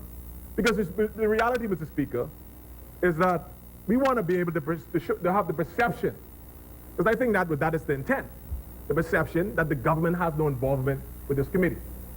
And so, Mr. Speaker, I'm just barely saying to this honorable government, as we consider this bill further, that maybe we should look at that section. Now, Mr. Speaker,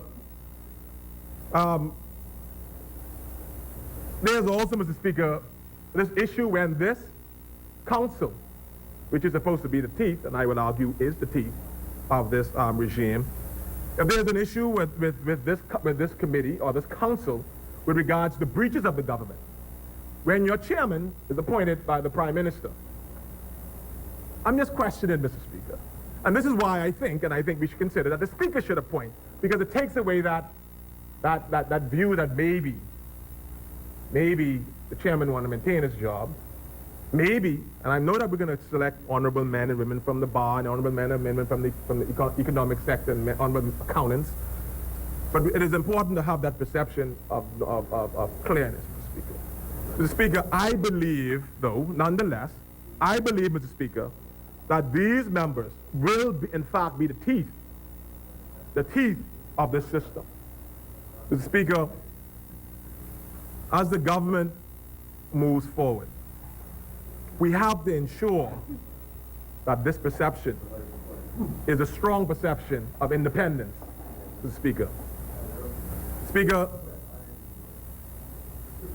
as the government moves forward, you would see that the government is mandated to provide its fiscal strategy report to the Fiscal Responsibility Council, the same council I'm speaking about, and to this Parliament. This council will also be mandated to conduct periodic and ongoing assessment of the government's finances. And yes, these periodic and ongoing assessments are to be made public for all Bahamians to know and see. And so, Mr. Speaker, this awesome job of this council has to be looked at very carefully. Speaker, if you look at section 23 of this bill, because some members question whether or not the bill goes far enough. And I would argue, Mr. Speaker, that if you look at section 23, which speaks about reports to the council, Speaker, section 3A calls for the council to report to Parliament by the 31st of January every year, Speaker, on their findings and making sure that the government is adhering and the Minister of Finance is adhering. Mr. Speaker, I would submit that creates teeth. Speaker, section 23B, Mr. Speaker, says that this council shall submit to the Parliament on the 31st of March and every year a report containing the assessment of the mid-year review. I would submit, Mr. Speaker, that shows that this council will surely be the teeth of this regime. Speaker, it goes on to the 31st of July, looking at them reporting again on the annual budget, Speaker. Then and it goes in 23.3, and this is always a very interesting one. The Parliament, through a select committee, may hold a hearing open to the public on any of the matters relating to the report of the council and may invite ministers, officials, and council members to appear before the committee. If we say that these council members will be the teeth, then we have to support them. And this is their opportunity, Mr. Speaker, to hold the government's feet to the fire to make sure that they are in fact adhering to the guidelines of this bill, Speaker. Speaker, I do appreciate that the implementation of this type of revolutionary financial policy within the system currently practiced in the Bahamas will be a very difficult one. And I know I hear the member for Exuma and Ragged Island talking about implementing it today. But this is a very serious and a very revolutionary fiscal policy, especially given this government's new fiscal and budget targets. Therefore, we should all appreciate the fact that this bill contemplates a 3-year transition period to allow the Minister of Finance to align its internal resources to deliver on a more rigorous reporting requirements necessary for the Council's and public assessment of the government's fiscal strategy and performance. Speaker, the Deputy Prime Minister and the Minister of Finance said, while all aspects of this bill are essential to the fiscal responsibility principles, the overreaching strategic goal of this fiscal objective is very important. And that's set out, Mr. Speaker, in Section 8 of this bill. And even during our budget, I see the member for Pine Ridge spoke about, and he described this as another budget bill. But during the budget debate and other debates concerning fiscal issues, this F&M government informed the Bahamian people that it wanted to ensure the long-run stability and viability of the Bahamian economy. They wanted to secure the long-run stability and viability of the Bahamian economy by, one, lowering the deficit and maintaining a sustainable fiscal balance, two, lowering our debt to sustainable long-term levels, and three, maintaining current expenditure growth in line with growth in normal GDP. We see these ideas, Mr. Speaker, mirrored in Section 7 of the bill, which notes the fiscal responsibility principles. Speaker, the introduction and passing of this bill, as I said, is a move in the right direction to accomplishing these goals set by the Honorable Member of East Grand Bahama and the Member of Finance of the Commonwealth of the Bahamas. Now, Mr. Speaker, given the fact that the nation's debt to GDP ratio and annual fiscal deficit are on a dangerous level, I would submit, and so many of us, even in this House and in civil society, is calling for the government to be more fiscally responsible, I would submit that all of us have an obligation to support this bill. Speaker, the public would be aware that many groups, Mr. Speaker, have conducted public consultation to collect the public's thoughts, recommendations, and suggest amendments to this fiscal responsibility bill. Speaker, I would submit that high among these groups' concerns was the need to ensure that the bill, as I said earlier, has teeth and is as effective as it could be. We are advised by the Minister that the public's many suggestions, as I said earlier, were considered. They were considered, and some of them were adopted in the drafting of this final draft that we're debating today. And I commend the government for consulting the public and the stakeholders. Mr. Speaker, I would submit to you that this is simply the F&M way. Speaker, I still think, though, that we must be serious about these concerns, especially given the poor history of our non-compliance, Mr. Speaker, with similar laws. Fiscal responsibility legislation should be rendered ineffective. It can be rendered ineffective if we don't really be tough, Mr. Speaker, in the sanctions mentioned in this bill, Speaker. In this regard, these stakeholders have called for codified penalties and sanctions for the government that breaches its targets, or for incentives for those government bodies that encourage compliance. Speaker, it is believed that the penalties are not defined or codified, as are left, and leaves the ministerial or the minister with discretion to do various things, Mr. Speaker, and to imply unfair application in some cases. But I would note, Mr. Speaker, having heard the minister comments on the supremacy of Parliament and the fact that we as members of Parliament, and more particularly he and his colleagues in government, have a greater responsibility to the financial affairs of this country. And so while we do respect the advice the advice from these bodies, there's a greater responsibility as minister and as a government. Mr. Speaker, I want to caution this government, though, and not only this government, because even the backbenchers, because we tend to stick with the same needle they get stick with in any event. That judgment day comes every 5 years. And so I think that is the point that the minister was making. That this council has the responsibilities and duties to call into question the works of the government and government bodies, and to even bring them to this Parliament, Mr. Speaker, to answer. But ultimately, the buck falls at the feet of the government and the members of this honorable House. Speaker, there's a judgment day every 5 years in the Commonwealth of the Bahamas. Speaker, Section 15 of the bill addresses breach of fiscal responsibility principles or fiscal objectives. And if this committee is dissatisfied with the minister's explanation and proposed corrective actions, it to recommend and bring them before this House, as I told you, Mr. Speaker. That's accountability. I am satisfied then, Mr. Speaker, that this revised bill does an adequate job in holding the government's feet to the fire when it comes to the breach of their fiscal responsibility. This bill provides for power of the council members, enough power for council members to really and truly hold their feet to the fire. And, Mr. Speaker, ultimately we in this honorable House to hold their feet to the fire.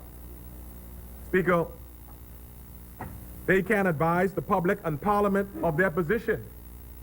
And if the member or government or the government fails to adhere to those guidelines, then I don't see anything in the bill, Mr. Speaker, that stops them from making their findings public. And the public, therefore, will be the judge.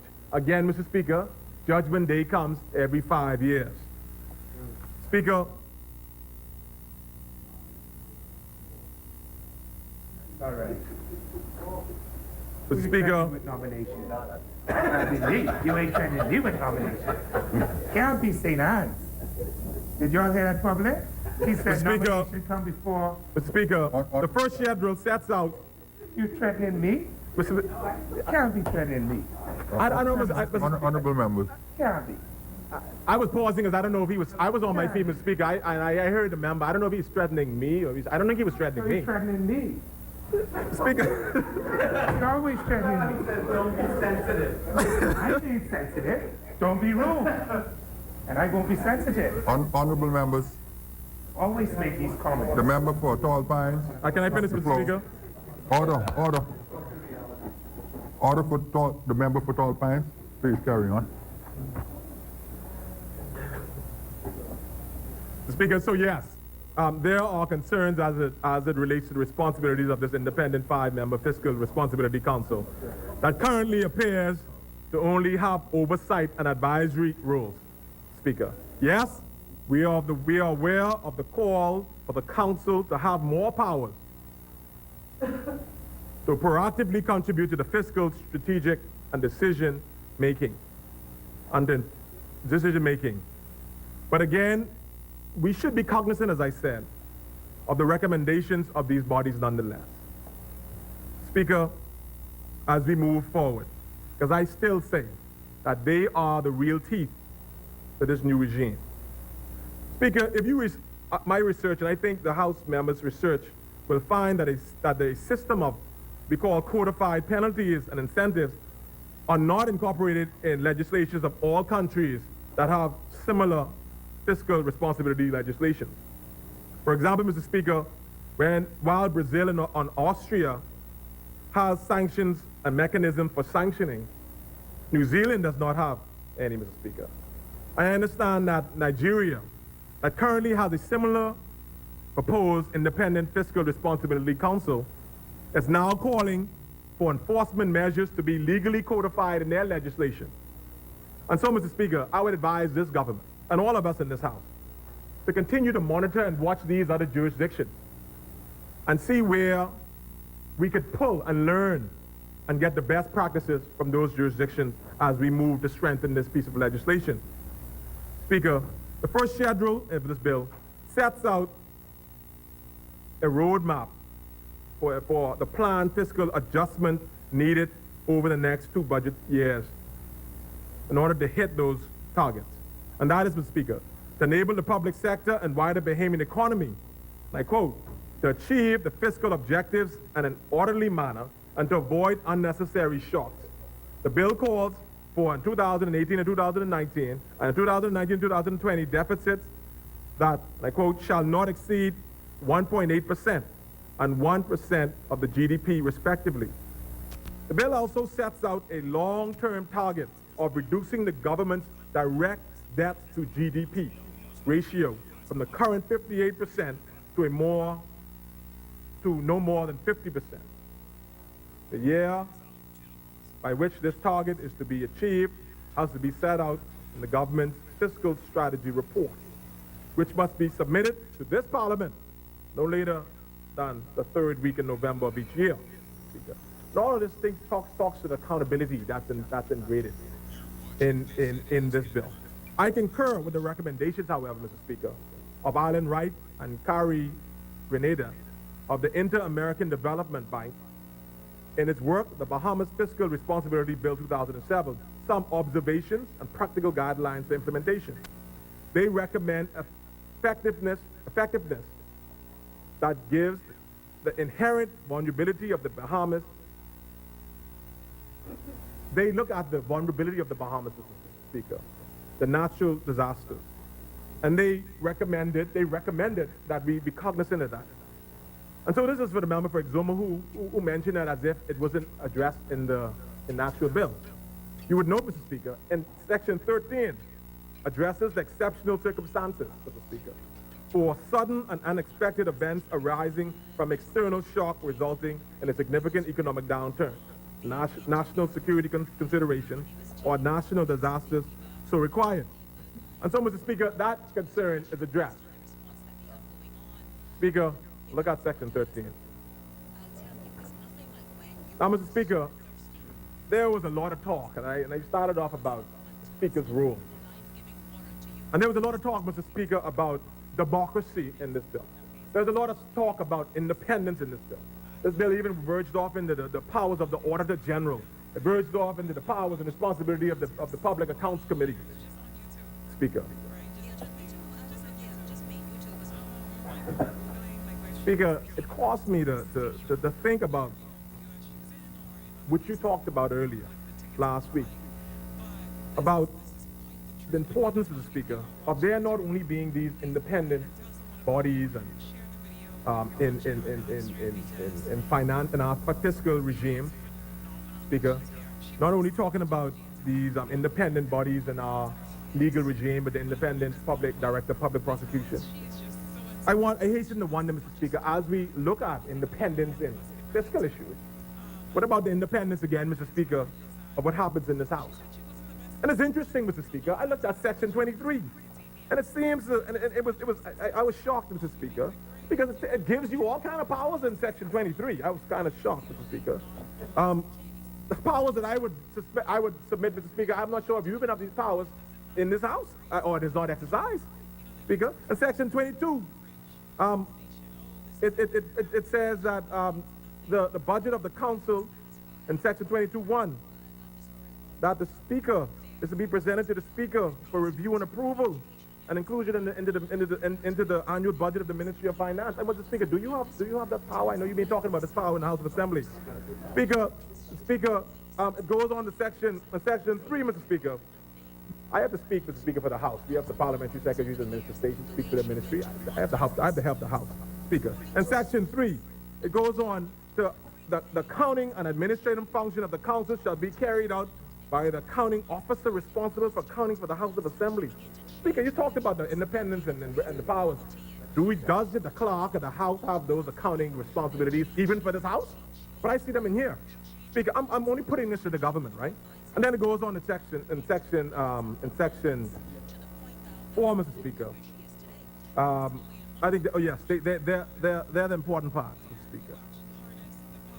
I wonder, Mr. Speaker, as we talk about the independence of this House, and we talk about the importance of transparency and building a democracy, I'm going to submit to you that the independence and autonomy that we want to give these councils and these boards, that we have to look at seriously whether that same respect is due in this honorable House and to the Speaker, the head of the first arm of government. Speaker, are we serious? Are we serious? The legal profession or the judiciary, one arm of our government, have its judiciary commission, the commission that looks after that area, the Judicial Service Commission.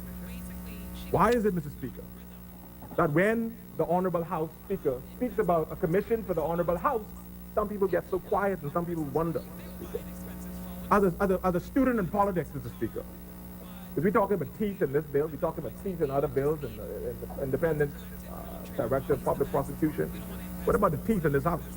What about the independence and the authority that we have in this honorable House? I'm embarrassed, Mr. Speaker. I'm embarrassed. You travel and you hear other people talking about the independence of their House. their speaker. I dare not tell them in this honorable jurisdiction, which is, I think, the second oldest parliament in the region, or the Commonwealth, if not the region, that we still have these archaic policies. It's embarrassing. Speaker, if we're going to be fixing fiscal responsibility issues, if we're going to be fixing legal issues, if we're going to be fixing any issues that deals with democracy, transparency, then I think, Mr. Speaker, as our good friends on the other side of the House, my good friends and colleagues, the government has to really sit down and think about the independence and the duties of your clerk and yourself before they start giving you responsibilities for other committees, Mr. Speaker. If you could do it in those committees, then you could do it in here, Mr. Speaker. If you could do it for them, then you could do it for us in this House. I have the confidence in the Speaker. I'm not speaking to you, the Speaker of the House of Assembly. Why is it that we're not having these lively debates about this issue? Why is it that we're allowing this thing to go on and go on and go on and hope that the members just be happy in their little seats, the Speaker just be grateful, but yet we're going to dress up other bills and give the Speaker powers? Mr. Speaker. Mr. Speaker, as we look at this bill, as we look at the importance of building a stronger fiscal policy regime in the Commonwealth of the Bahamas, I'm convinced, and I agree with Alan Wright and Kerry Grenade of the Inter-American Bank in its analysis of this bill. They, as I do, conclude that this bill embodies fiscal rules and are well designed to meet the key requirements because they are and will be entrenched in law with an independent oversight fiscal council to monitor and report on compliance and administrative sanctions in cases of breach. I like this IDB board or this IDB team, Mr. Speaker. I agree that this fiscal responsibility legislation strikes a good balance between credibility, flexibility to support the deployment of counter-cyclical fiscal policies when needed. And overall, the proposed fiscal responsibility framework is a solid one. I support that, Mr. Speaker. Speaker, I support them in advising us to look at the lessons from Jamaica and Grenada, look at the lessons from Jamaica and Grenada. In Jamaica, Mr. Speaker, I support them in saying that we should look at and pull the best practices from those jurisdictions. This government, Mr. Speaker, I would submit, notwithstanding the things I might have said, the things I said a few minutes ago. I'm going to put to this House, Mr. Speaker, that this government should be praised for bringing this bill to the public for consultation fairly early. Speaker, I just remind them, though, Mr. Speaker, that that consultation shall continue, that consultation should be developed, and it should continue not only in the presentation of this bill, but also in carrying out and entrenching it in the implementation and enforcement mechanism. Mr. Speaker, I'm always proud of the actions that this FNM government takes as it relates to fiscal responsibility. I'm always proud, Mr. Speaker, on the steps and moves that the FNM government takes with respect to its accountability to the people of Tall Pines and the people of the Commonwealth of the Bahamas. Speaker, I'm always proud to stand up to say that a team that I'm a part of, a team that I highly respect, a team that I think that always looks out for the best interests of the Bahamas, that this team will only do what's in the best interest of the Bahamas. That this team will continue to strengthen and develop legislation that will not only make us economically more powerful and rich, it will make us socially more powerful and rich. And so this piece of legislation, Mr. Speaker, is a move in the right direction to cure some of the ills we have, to make sure that our government is fiscally responsible. And so I say, on behalf of the good people of Tall Pines, on behalf of the good people of Tall Pines, that this is the right bill for the right time as we prepare our country for record economic growth, as we prepare our country for better times in the days ahead, Mr. Speaker. Tall Pines supports this bill. Thank you, honorable member. As many, the chair recognizes the honorable member for Cat Island, Rum Key, and San Salvador. Thank you, Mr. Speaker. Mr. Speaker, before I commence my short contribution to this bill, my colleagues, the member of Parliament for Exuma, our lead speaker on the bill, having amply put the case buttressed by the member for Engliston, who closed the argument. And so I would not need to traverse what they have done, because they have done a marvelous job in putting the case to the Bahamian people. But before I move to that, Mr. Speaker, I just wish to convey condolences to the siblings, the surviving relatives of Lady Ina Brennan. It was surprising to know that she was still alive, quite frankly, Mr. Speaker. Yes, MV Current, the three sisters. And she passed away about a week and a half ago at Doctor's Hospital. She was the wife of Sir Alvin Brennan, the Speaker of the House that ushered in the majority rule. And so I wish to, on behalf of this side, convey condolences to the family. She was a well-known, quiet, but very contributing member of our community. She was a teacher, I think at the All-Age School in Current, at Lutheran, at one time, my memory. And then she got married, I think. They got married sort of late in life, in 1969, shortly after she became the Speaker. Yeah. They got married, I think, in 1969. Yeah, and Sir Brennan, Sir Alvin, I think he died in October 1992. He was shocked by the results, I think, of the 92 elections, and decided it was time for him to cross the Jordan, where he would have been more comfortable in his life. Lady, but I just wish to that we should mark that occasion and speak if you would find time as a speaker to.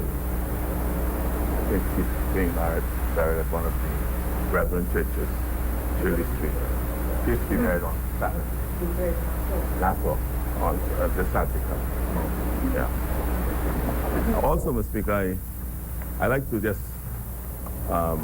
mark and note the record established this morning by the member for Seabreeze, the Minister of Culture, in paying tribute to the late Stephen Burrows, the iconic person who he was a Valley boy and who from Eleuthera Valley, and thereafter Governor Saba, that's right. And I think she paid a wonderful tribute to him, and I think the communication is part of the record of the House. I think that was fitting for the life and time of Stephen Burrows. And so I just wish to join in the tribute to him and to indicate our condolences to his wife and family And I think one of his daughters might be a member of the governing service now in one of the council generals, I think. Mr. Speaker,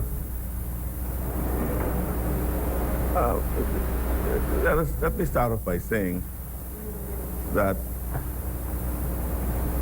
any step and all steps taken to strengthen our fiscal responsibility regime by the government and its various agencies are welcomed by this side. We, Mr. Speaker, embrace the general principles of responsible fiscal management, accountability, intergenerational equity, responsibility, stability, and transparency.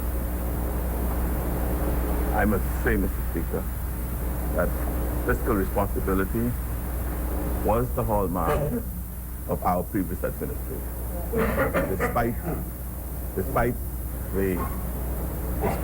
the political broadsides in relation to that. And whereas they may have a view of how we expended money, just as we would have had a view as to how they do, we claim that we were actually responsible in our management of the fiscal affairs. And see, what is interesting, Mr. Speaker, is that this government is very concerned about the fiscal deficit. They continue to speak about the fiscal deficit. And whereas that is laudable, we ought not to ignore what I call the social deficit. And very often, our pursuit to contain the fiscal deficit, right, it exacts upon and exacerbates the social deficit.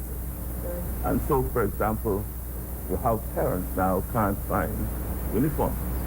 And the government, for example, so you understand what social deficit means? I'm just trying to we could understand what it means. Right? And so we, Mr. Speaker, have to be careful in balancing our pursuits to in narrowing what you call the fiscal deficit without taking account of the fiscal deficit. And austerity in and of itself is not the only way to deal with the fiscal deficit. Growing the economy is the best way. And so, Mr. Speaker, any scoff about whether we were fiscally managing the economy prudently, it's in the numbers.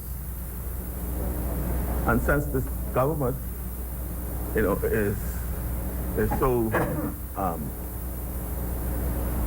caught up with the deficit, I invite them to just look at their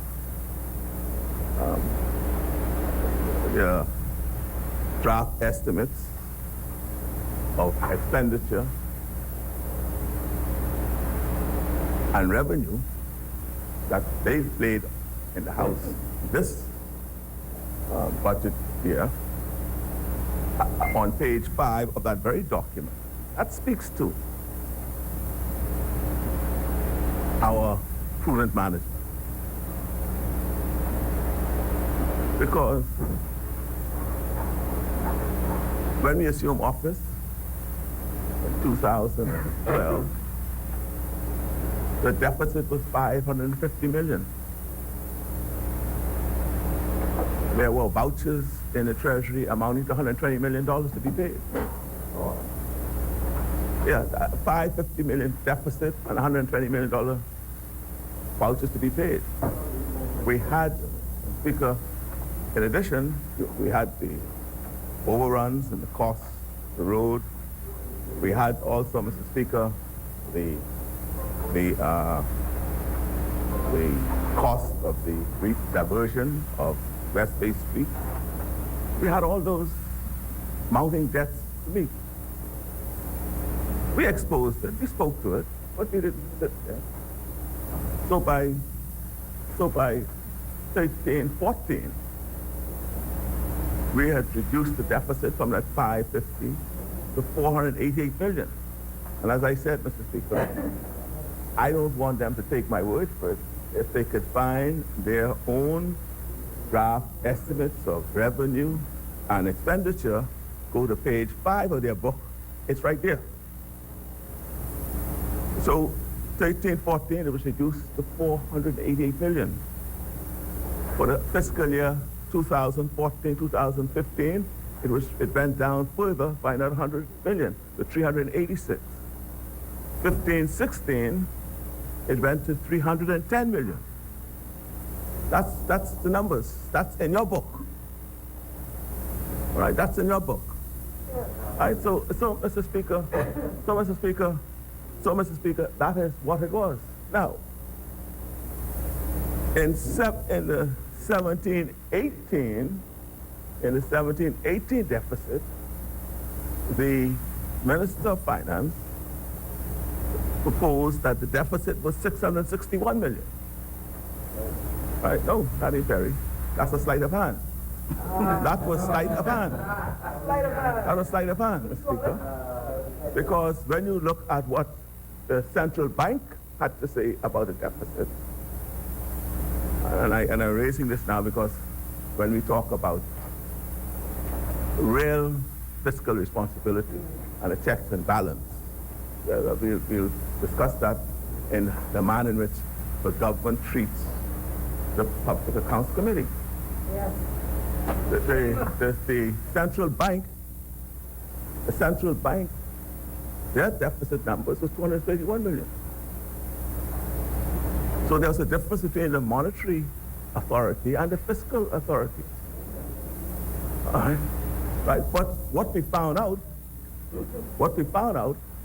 was that the Minister of Finance decided, in his wisdom and his approach to his handling the public affairs, that he was going to bring in all of the unpaid vouchers and add that to the deficit, pay all the bills for one time, and in effect, he was confused. The one time he was using the accrual accounting basis versus the cash basis, and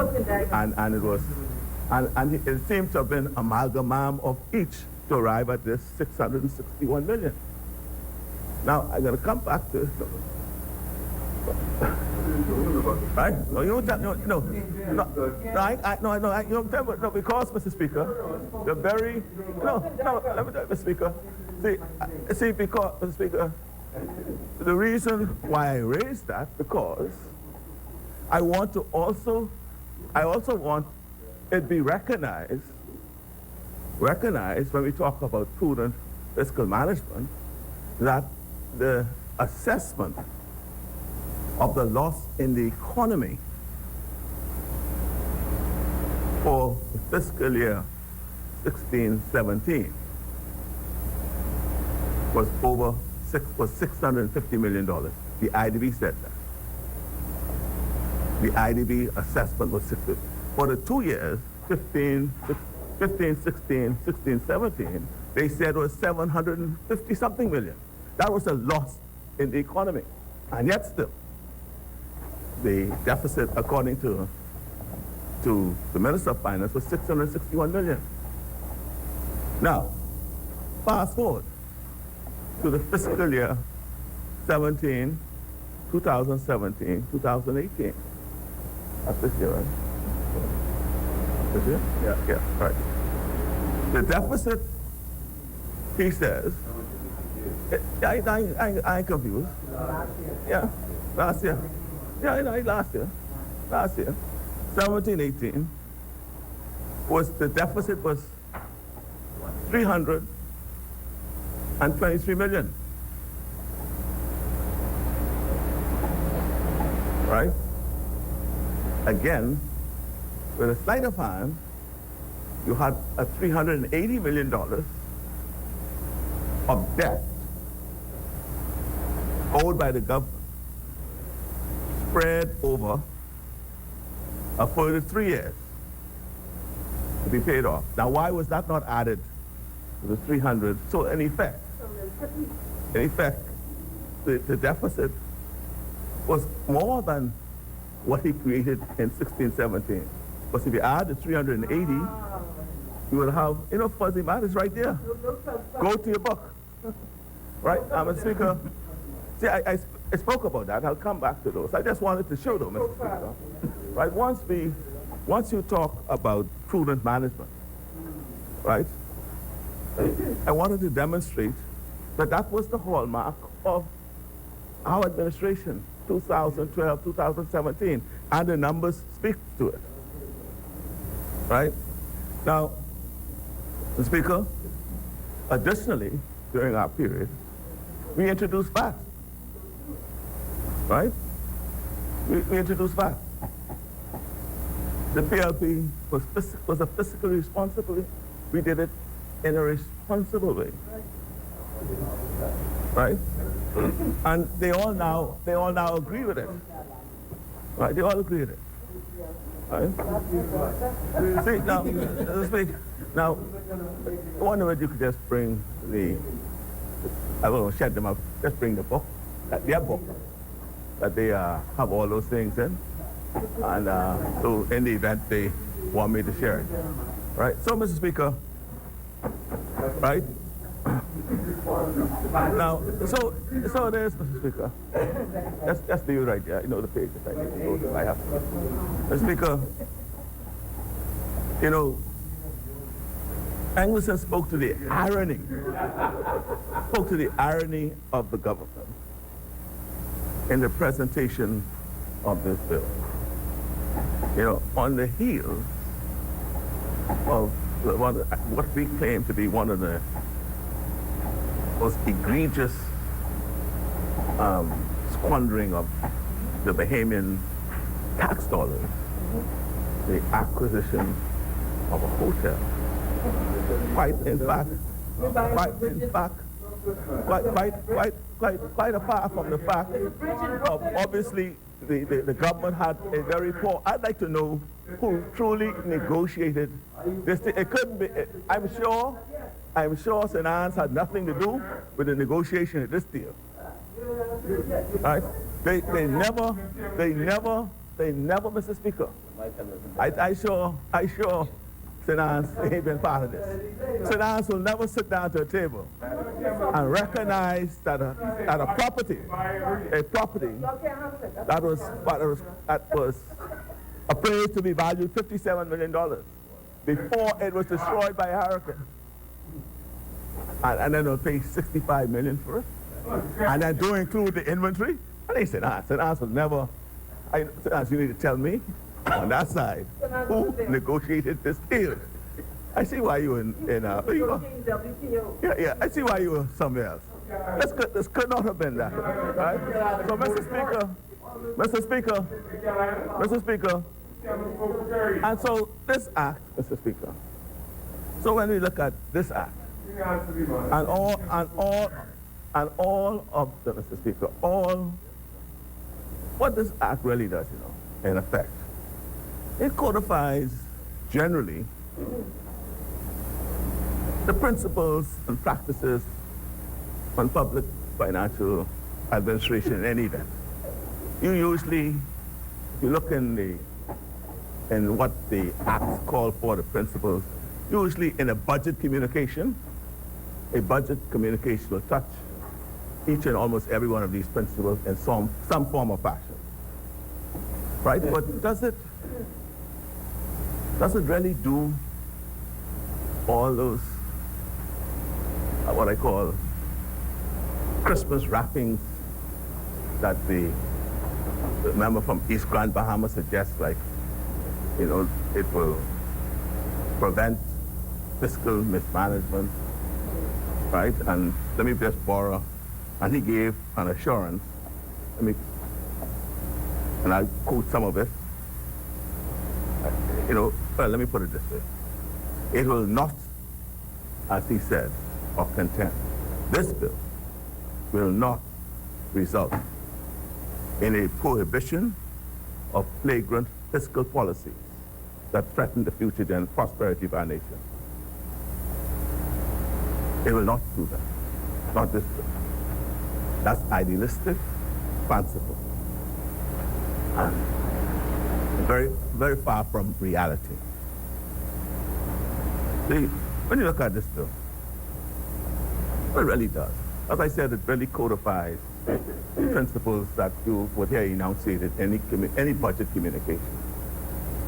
I'm not saying anything is wrong with that. That's good. And I'll tell you what I think about it as I go on. But the first thing, what it does that probably changes things is that the government is now required by Section 8 of the bill, right, to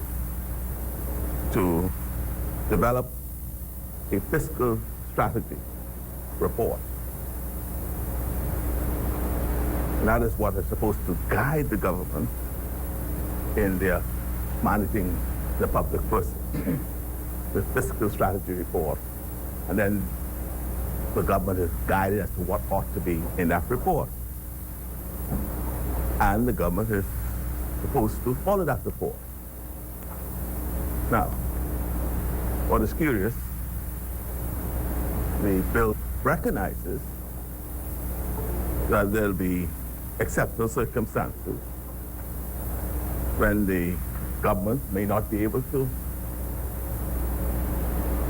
carry out its strategy due to intervening circumstances.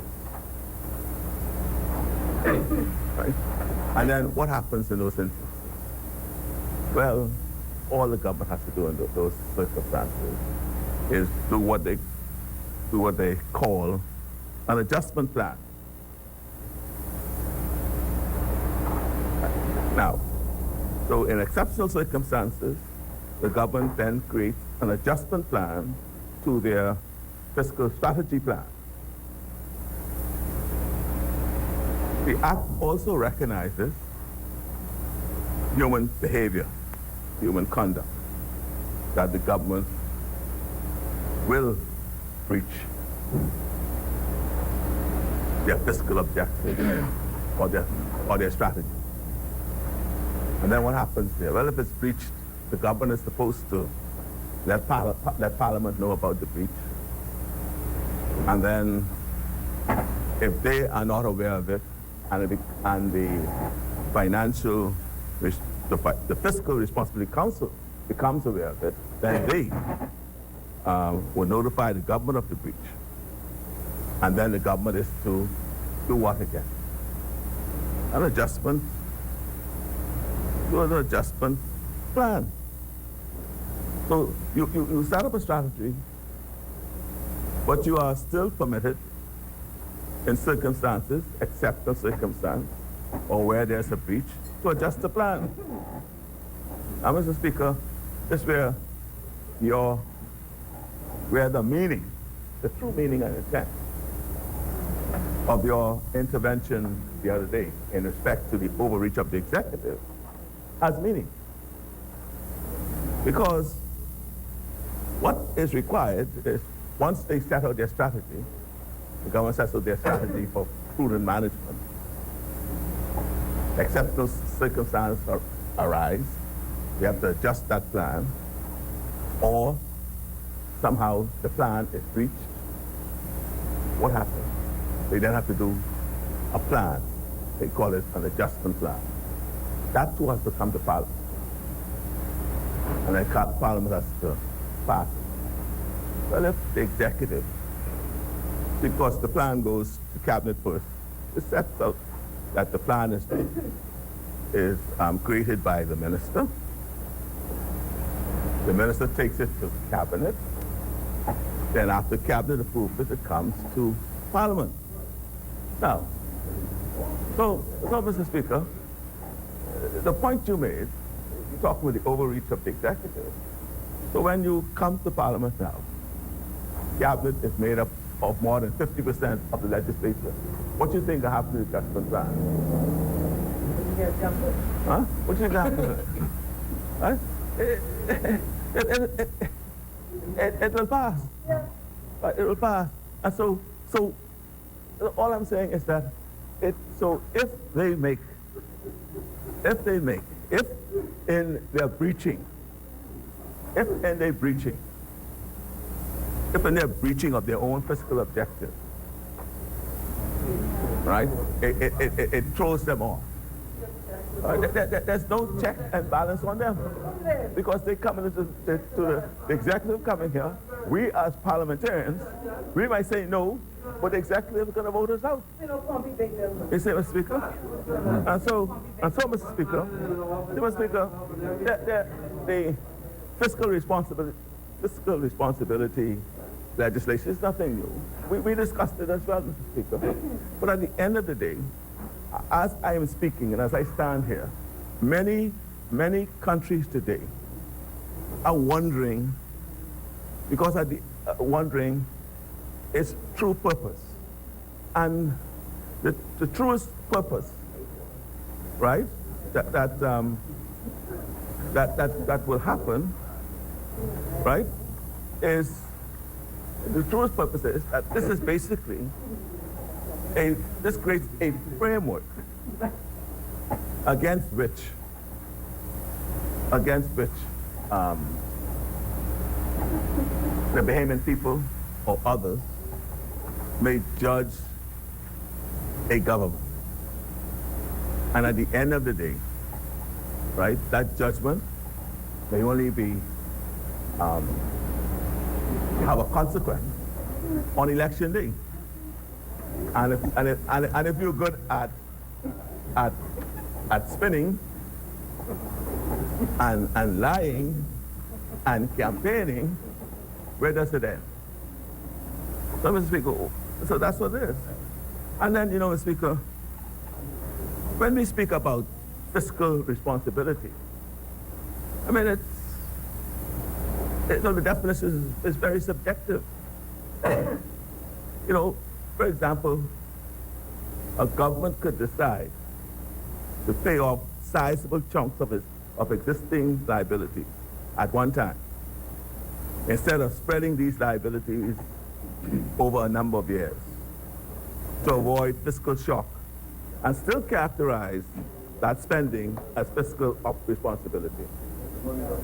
Or, for example, I could ask the question, is it fiscally responsible to deny payments to lunch vendors, busing contractors, general contractors, health professionals, when others are being selectively paid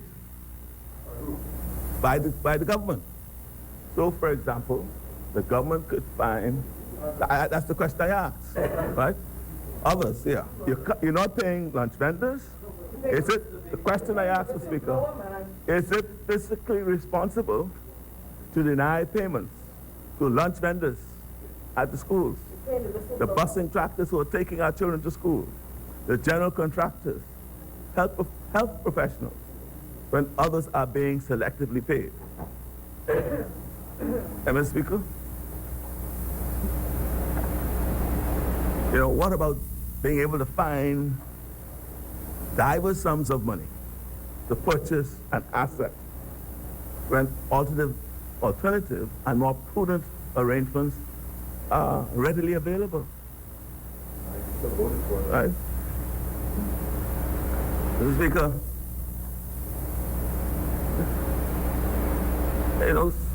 how about, for example, allowing the baseball stadium that was under construction to sit deteriorating for 16 months?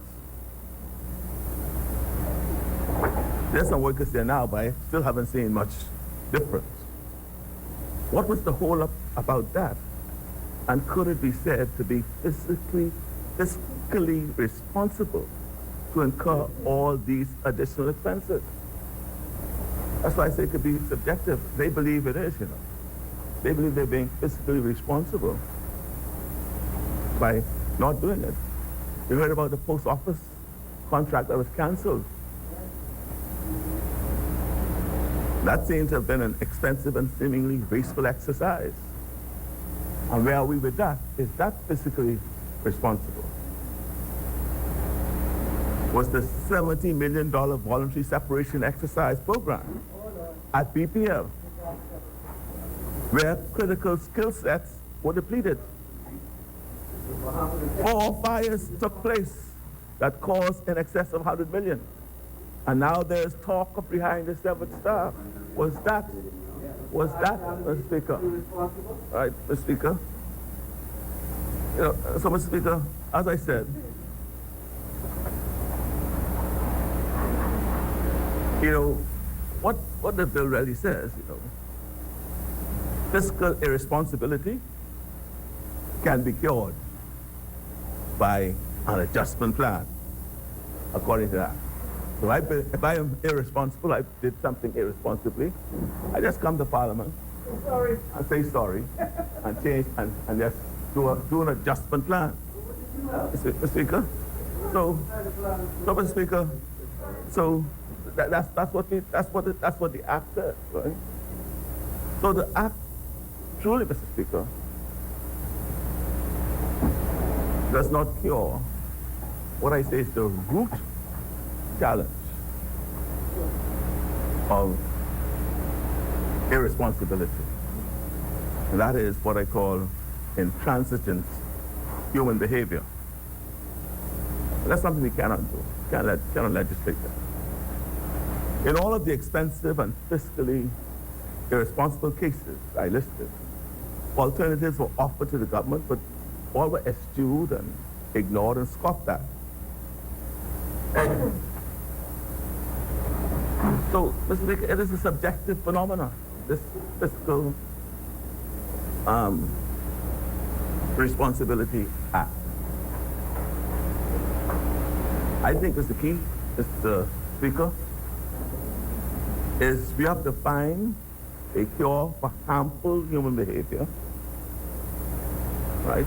If we can find an executing mechanism to control wayward or irresponsible human behavior, then we stand a chance at real fiscal responsibility.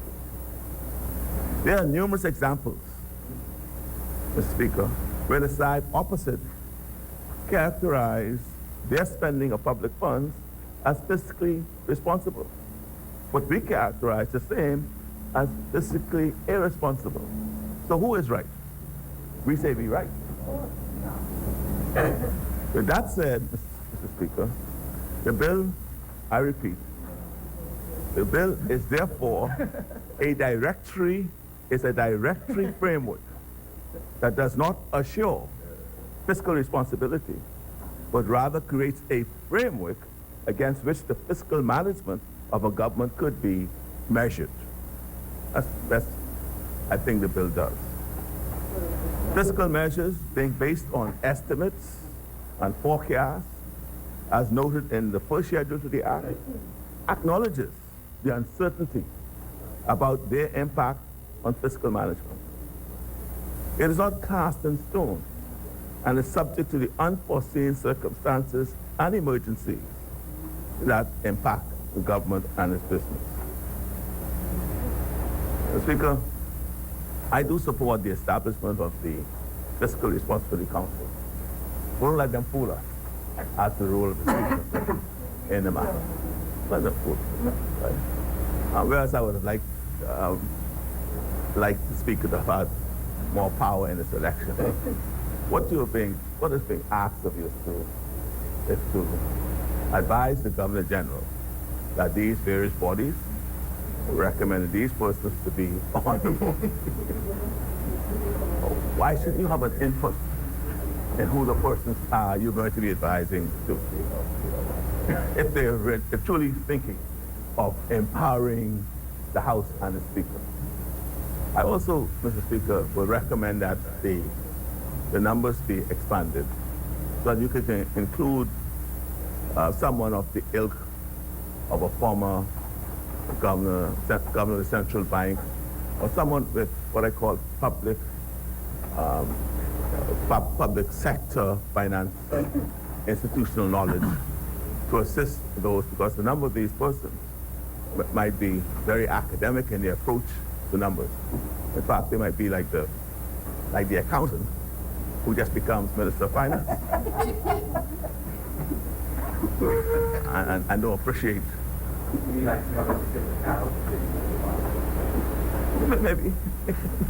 Maybe like him. Maybe like him too. Right? And so, Mr. Speaker, I would ask the government to consider expanding the council to ensure that you have sufficient persons on it, or particularly at least 2 persons on it who would have what I call public sector financing, appreciating what I call the cash, the management of cash vis-a-vis the accrual basis of accounting, and I think that will help that body better. And so, Mr. Speaker, we, as I said, we embrace any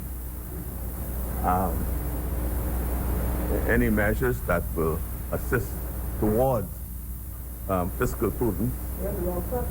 Right? Yeah, and we hope that they will adhere to their very language and words spoken here today, to be more transparent and to be more accountable and transparent. And one of the ways they could do that, Mr. Speaker, is by cooperating with the Public Accounts Committee. Mr. Speaker, we are yet to have any response from the government of any of our requests to examine and to assess or to look into any of the matters which we've written. We go back, Mr. Speaker, as far back as September 26, 2017. We wrote to the Minister of Works and the Minister of Education, right, for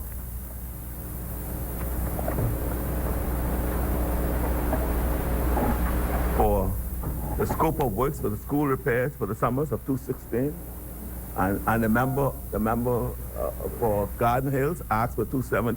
We asked for 217. He wanted 216, and we're yet to get a response. Right, and more particularly, Mr. Speaker, we were concerned about it because of what we heard about Stephen Dillon. Yes. We wanted to pursue that Maljack contract, right, at what's the school called again? Stephen Dillon. Right, we also heard about some things happening in Freeport, and how the contracts were issued there. We wanted to follow and inquire into those things that we heard about, but nothing, Mr. Speaker. Mr. Speaker, you would have heard me speak about the discrepancy between the monetary and fiscal authorities in respect to the deficit for 2016, 2017. Right? Now, we heard from the central bank,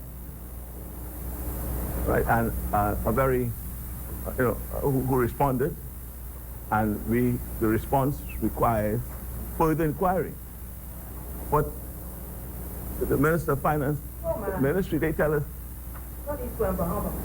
under the hand of his permanent secretary, saying they have no obligation to provide us with the information. That's what they write, Speaker. Just finger, right? Speaker. No, I have the letter. I'm reading for the letter. No, what I'm sorry. No, I don't. No, I'm not being disingenuous at all, Speaker. So, no, Speaker. No, but you could. I'll have a seat while he responds, Speaker. Yes, please let us know why you're not cooperating. If they're not cooperating, then they can tell me why. Right, Mr. Speaker? Again, Mr. Speaker.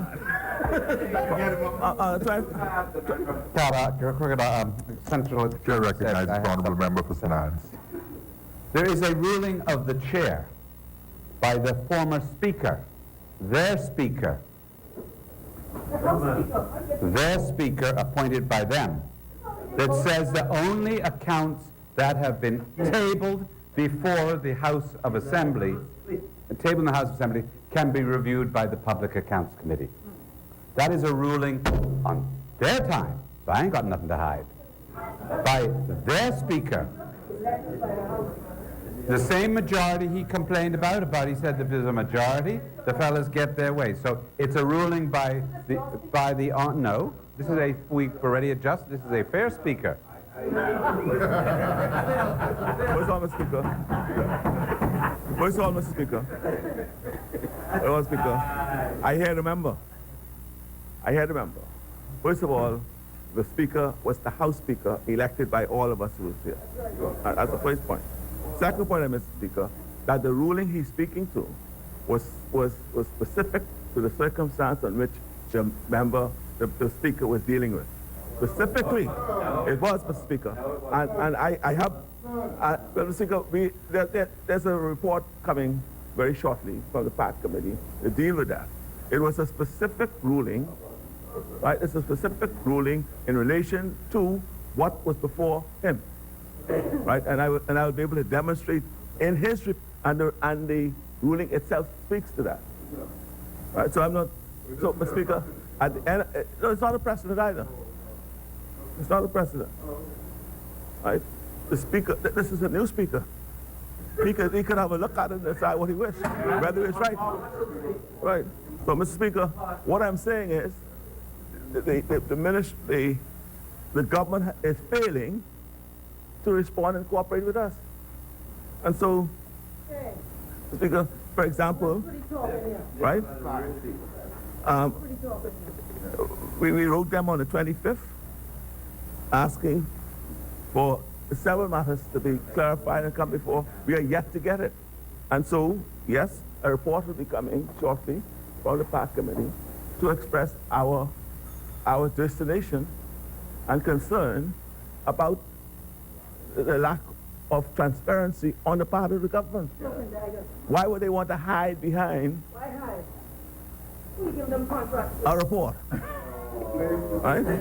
Right? So Mr. Speaker, they keep pointing upward. That's why we did that. Mr. Speaker, we are here. The Bahamian people perhaps the Bahamian people judged us. And that's why we're probably here. And that's why they're there. So are they going to continue down the same vein? I don't think the Bahamian people expect that, Mr. Speaker. I don't think the Bahamian people expect that. I think Pine Ridge speaks to that often. Yes. Yes, whatever they say. You all did that, that's why we're here. We'll continue the same part, Mr. Speaker. So, Mr. Speaker, as we say, Mr. Speaker, my corned beef did survive. It did survive the summer. It survived the summer and continues to survive. So, Mr. Speaker, and this is our symbol, Mr. Speaker, because, you know, this reminds us that we have to be concerned about our social deficit and pay as less attention to the fiscal deficit, or in paying attention to the fiscal deficit, we ought not to sacrifice the deficit of our social conscience on our people. Mr. Speaker, I let rest. Thank you, Honorable Member. As many